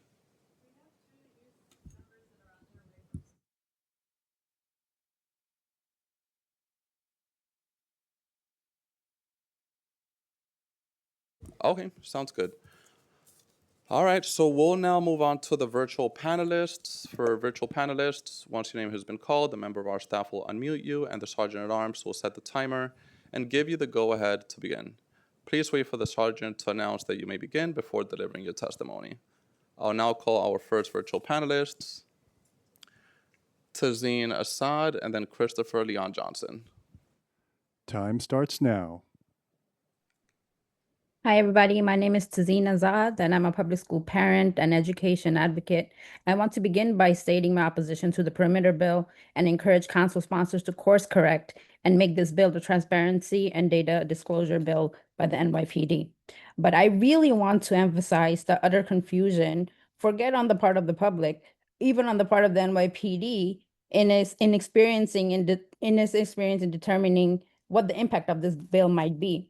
There seems to be a willful, concerning misrepresentation of what the bill's language is and a negligent insertion of unfounded bill benefit analysis.